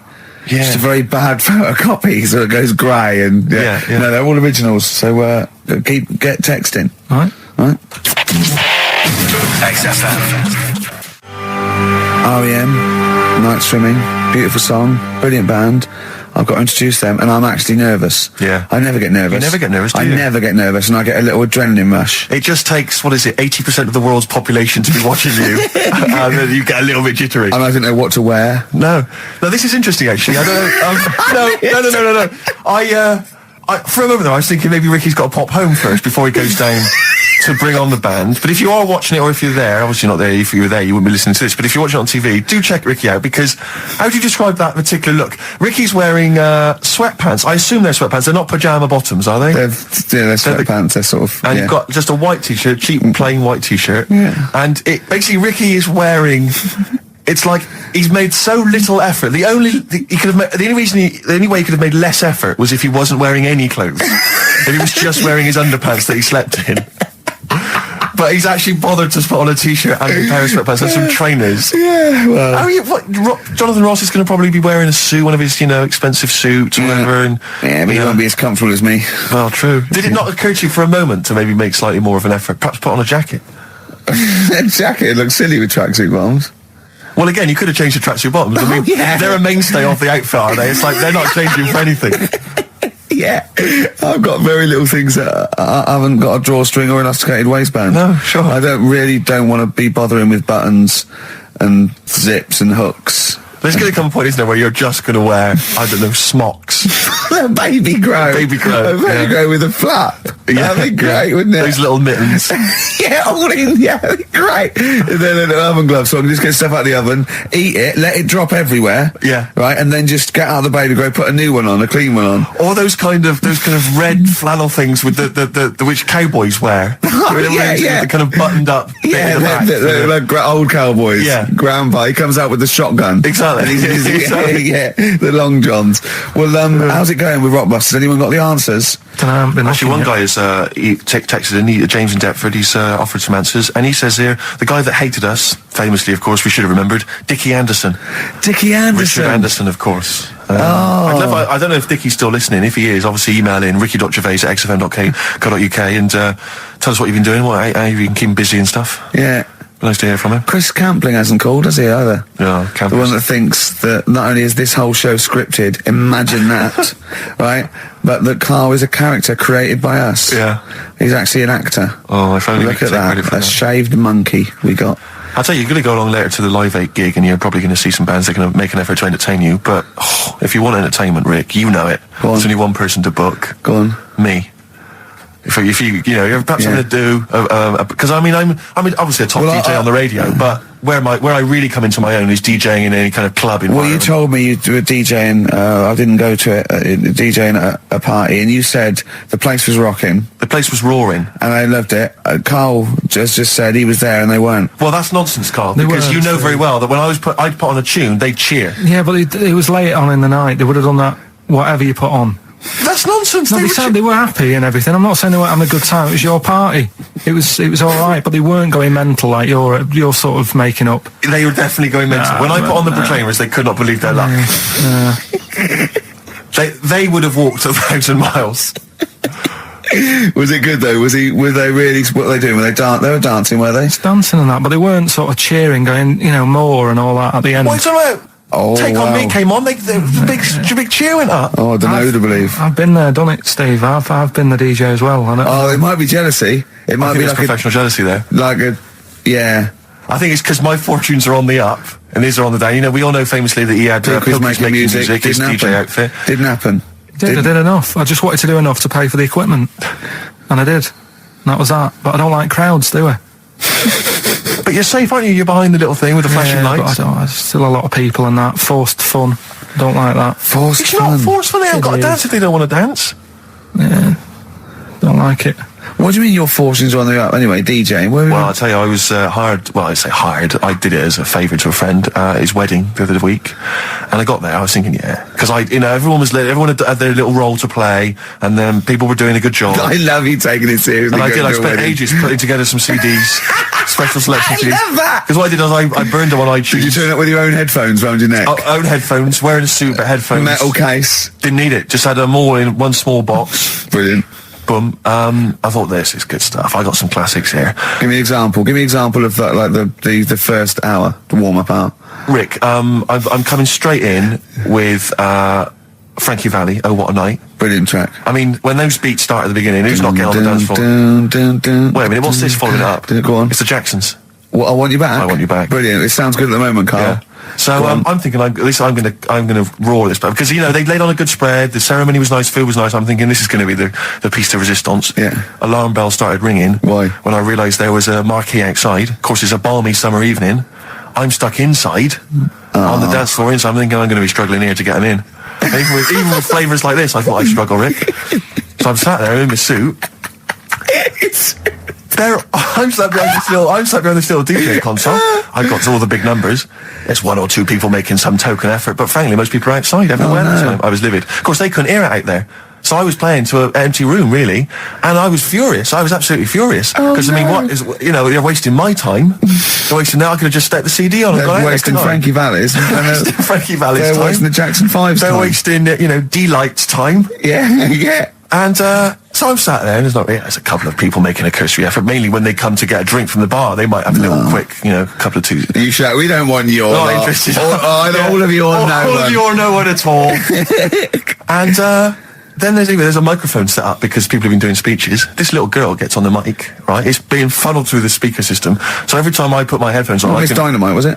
It wasn't sadly Miss Dynamite, although she decided to have a little go at MCing. She was screeching her little head How off. old is she? Oh, I don't know, 8 or 9. At their most annoying. when children are their most annoying, because they got a bit of confidence there. They're a bit cocky. They're not shy anymore. They're a bit arrogant. Yeah. She's screeching her head off, so I'm playing, and she doesn't know it. Your face! I'm playing into the groove. No one's getting into the groove because she's going mental. She's just going, what's this? I don't know what this is. Play something I know. I'm thinking I haven't got any bloody DJ Otsu or Crazy Frog. I'm not going to play what you... So she's just screeching along, ruining it for everyone. And I say everyone, there was no one there. So she was ruining it for me. I bet you were really I'm angry. furious. But of course as well, every time she screeched, it went through my headphones. So of course and then her dad comes along, right? And I'm thinking, all right, he's seen what's just imagine you in your suit, sweating, getting annoyed at someone ruining your set that no one's listening to. I think, her dad's coming over. He's going to put pay to this. He's realised that she's causing a disturbance. He comes over there, joins in.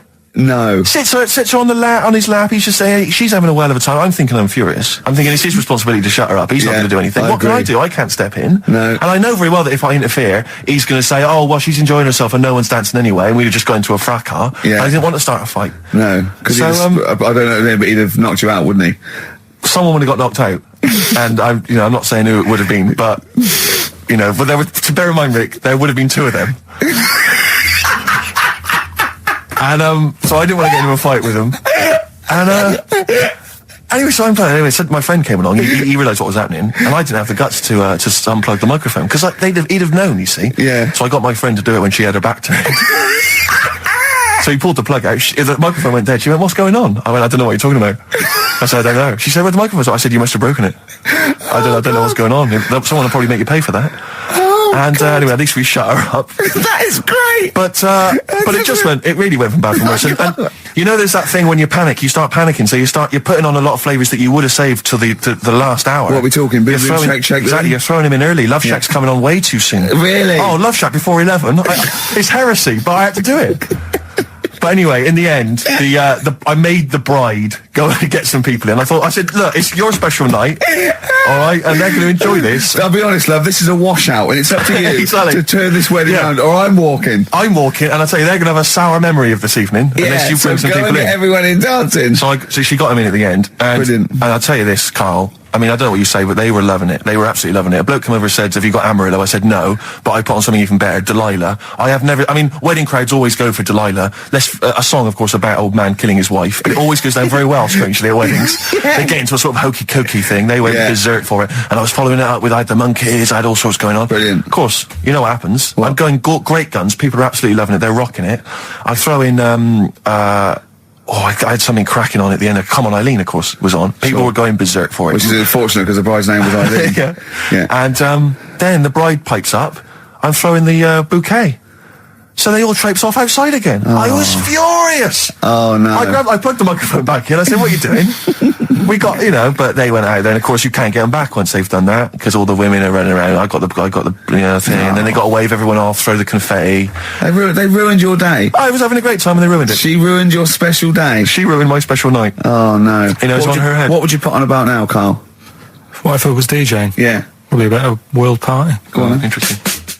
put the message in the box, put the message in the car, drive the car around the world, and I'm imagining that message is make poverty history. That's World Party, put the message in the box. Can I just say quickly while I think of it, we get a lot of emails from people, a lot of texts saying, can you send a big shout out, stuff like that. I've just looked at one now, Scott and Julie in Australia are listening. They want a big shout out, big shout to them. But there's so many people that do it, and I'm obviously just want to say, sorry we never get to your emails. We're very, very lazy. We never really get to look through them. But we obviously do appreciate you emailing in, texting in, stuff like that. And also, can I send a big shout out to my grandparents, who I believe might be listening on their new digital radio? They're pretty high tech. Very nice country. Yeah. Are they the merchants of Bristol? Merchants, yeah. Props to them. Props to them, yeah. It's a slightly truncated show, isn't it, today, Carl? We've got monkeys like we trust. I don't like change, and that's what's happened. I'm not You don't, do you? You're like Rain Man. Yeah. He really is like Rain Man. Anything change, he's got to get in a little routine. You can't. I don't like to. I'm not like Suzanne's mum and dad and what have you, where routine cannot change no matter what. Like what? Well, we've talked about it where if it's a Tuesday, I'm having sausage, egg and chips no matter where I am. That's what they're like. Right. That's what they'll remember, actually. When I'm saying about stuff about Live 8 and all that, people will remember. If people said to a dad, you remember Live 8? Okay, what day was it on? Tuesday, when we had sausage, egg and chips.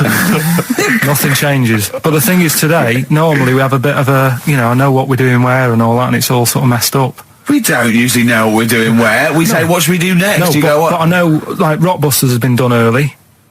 Right. So that's normally done at about 5 minutes. That's really throwing you. I say, I just don't. I don't like all this change and that. It's messing about, isn't it? Rain Man. So what do you want now? Well, what about song with a story? See, right. Well, last week. Look at him. He's in a genuinely foul mood. No, he's actually rocking. Yeah, he's actually rocking like Rain Man as well. Last week we did, like you say, Eric Clapton. This is the section where we play a song with a story. I think every song, if it's a good song, it's got a story. You've got to listen to it, sort of, from the start. You get in the middle, you're going, oh, how's it going to end and all that. Yeah. You wait another minute, you know the ending, you're happy. But the thing is, as Steve said, sometimes you're disappointed with it, so it's not a good story. And as Steve said, I'm not sure you're finding what you need in a song for a story. Why don't you read a book, a novel? If you want a really good story that engrosses you, why don't you read a book? You're not going to get it from a pop song. I haven't got time for a book. Song's 3.5 minutes. And that's it, is it? And that satisfied you? Well, yeah, it gets you thinking for a few minutes, then you move on. Then you stop thinking. 2 minutes 50, this one, right? It's brilliant. Go on, It's about, last week we talked about the little crippled fella, right? This one... as I say, I don't think we say cripple anymore, but go on. Alright, this one, someone emailed in saying, if you want a song about that, this is a song you want to listen to, right? It's about this fella who, basically something happened. I think he's in a wheelchair, right, for some reason. You thought that last time? His wife, likes going out. She doesn't take him with her when she goes out. Right. Is it Ruby, Don't Take Your Love to Town? Yeah. Brilliant song. Well, I'll just play it then? Yeah, great song. Alright. What do you mean? Oh, it's a good story. It starts off well and that. You're feeling sorry for him, but then he says, where's my gun? Yeah. Because she's a slut. Why? Because she's going off. Yeah, but what does he expect her to do? What? Just because he paralysed his legs fighting for his country, presumably in the Vietnam War, says that crazy Asian war. So he's gone, he's fought for his country, he's taken a bullet, he's come home, he can't walk, he should be a hero, and then his wife's going out putting it about downtown. Why do I never meet women like Ruby? XFM. Forever Lost. The magic numbers on XFM 104.9.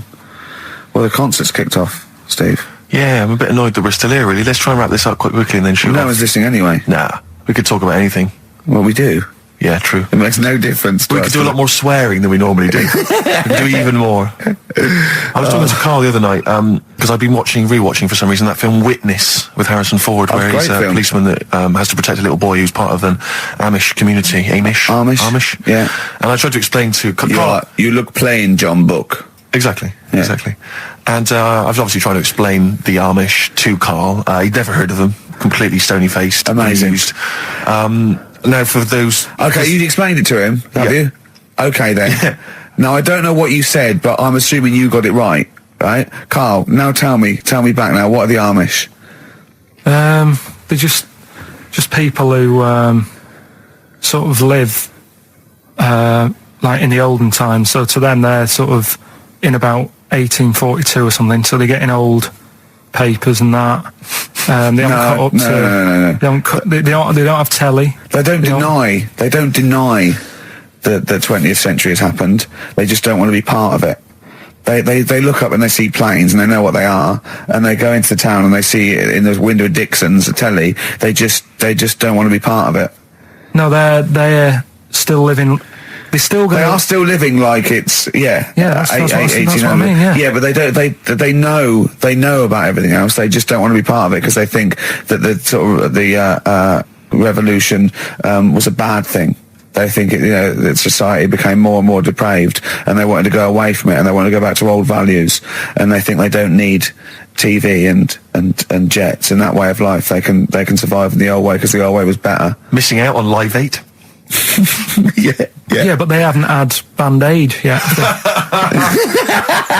Yeah, I think this is the problem that Carl had. He in his mind, they were just a bit delayed, so that in his head they were slowly moving towards the 20th century. They wouldn't be able to watch most of these bands, all their electric guitar. They'd be allowed to watch Tracy Chapman. Yeah, doing an acoustic set. Yeah, between the bands. Yeah, that'd be all right. But no, in Carl's mind, it's like if he. Although they wouldn't like Fast Car. They wouldn't like singing about that. They go, I don't know what you're talking about. Pony and Trap. You got a pony and trap. That'd be all right.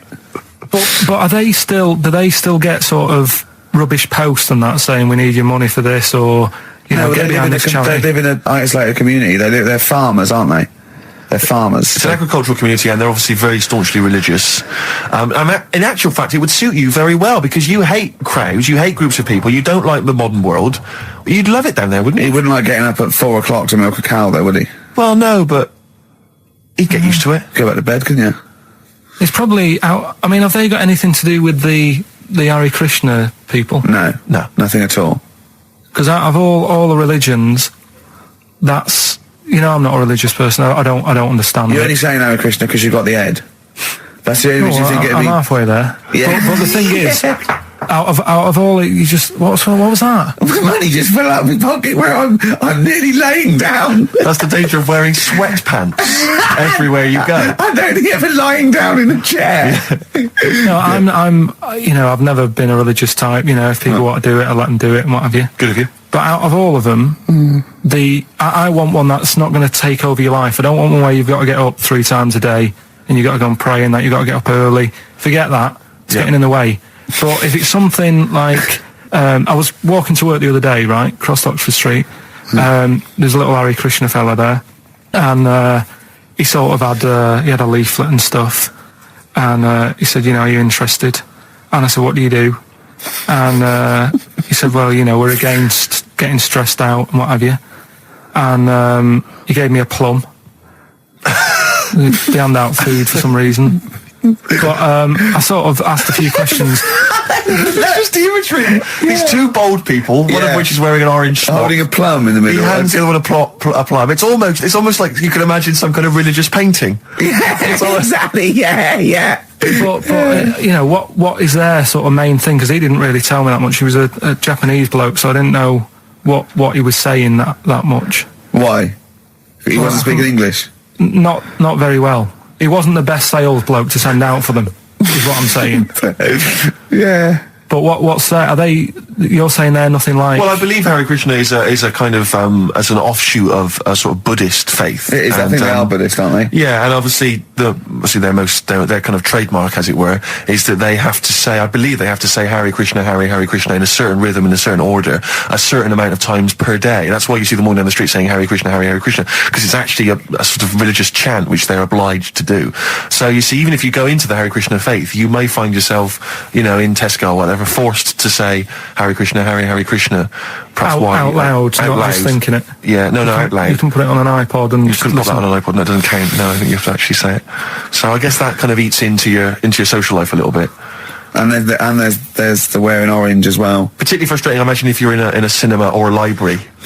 A little bit awkward there. you know, midway through, Or Star you Wars, live whatever. next door to a bloke called Harry Krishna, who constantly thinks you're calling him. Yeah. That probably. Yeah. So that's in essence. I mean, I don't think we've quite done the Hare Krishna faith its full service there, but so interesting to you. I mean, you got handed a plum. You've been treated well by them. Yeah, well, but he couldn't tell. I just wanted to know how much time it would take up. What are the benefits? You know, what can you do? What can Well, I you think do? the benefits are they probably don't get stressed out. They've probably got that sort of that zen, that chi-ness about them, where they try and interact and Quite meditative. yeah. Yeah. I've got some nice trainers as well, don't they, with their orange. What are you looking for then in a faith, Carl? You say what are the benefits? I mean, obviously Catholicism, you get the communion wine and bread. So Yeah, but I can afford that. right.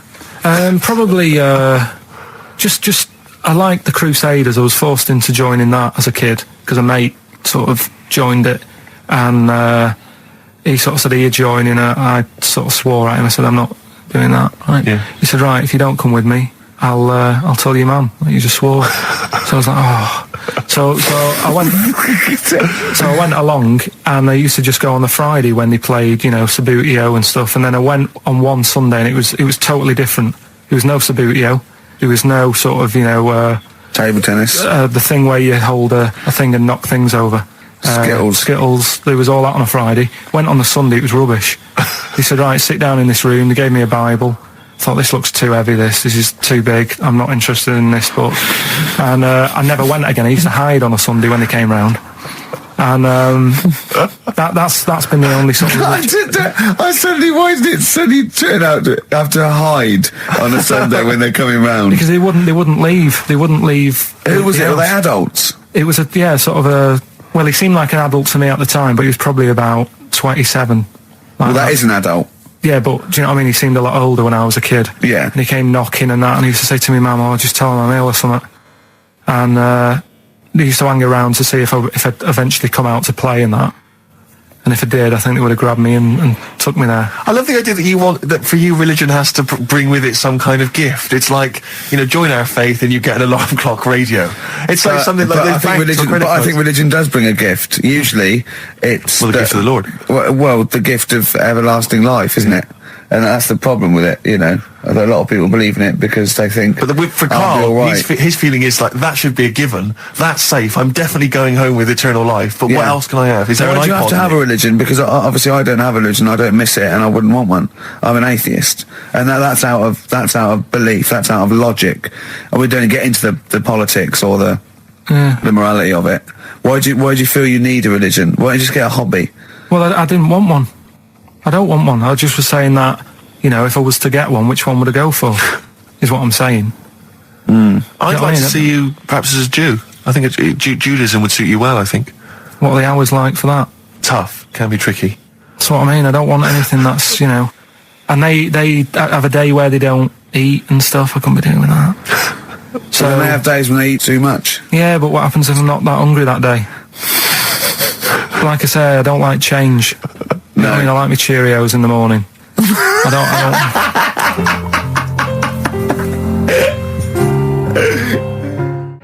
I still have that other girl in my head by Elvis Costello and Burt Bacharach on this final XFM show. Ricky Gervais, Steve Merchant, Karl Pilkington. Well, we nearly got to wrap it up. I think we got to do the Rockbusters winner and give someone those lovely prizes.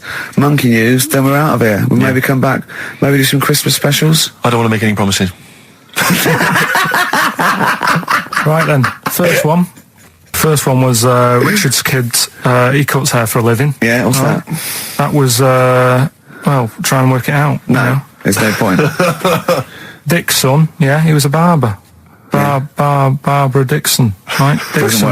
Dixon, well, again, Barbara Dixon. Right, Her name wasn't Barbara Dixon, was it? So that's that one. Did Ronnie Corbett ever say, ladies and gentlemen, Miss Barbara Dixon? Second No, one. he never did, did he? He never did. I have a problem saying the French word for well. What's the French word for well? Oh, isn't it? That's good. What?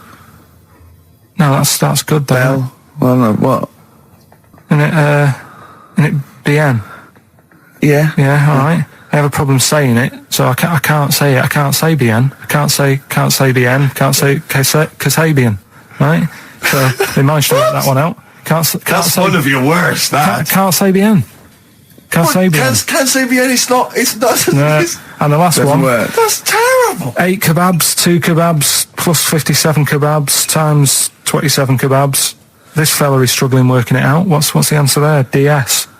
Right? A donna sum. Right? So he's struggling working it out. It's a donna sum. Right? So they got that right as well. So What was the answer? Donna Summer. Donna Summer. Yeah, Donna Summer. So just pick went one, out on a high Steve. then. Steve, just pick one. We went out on a high. That was shocking. What about let's have a look. There's Well, it's the first one to get all 3. Steve, what's the first one with all 3?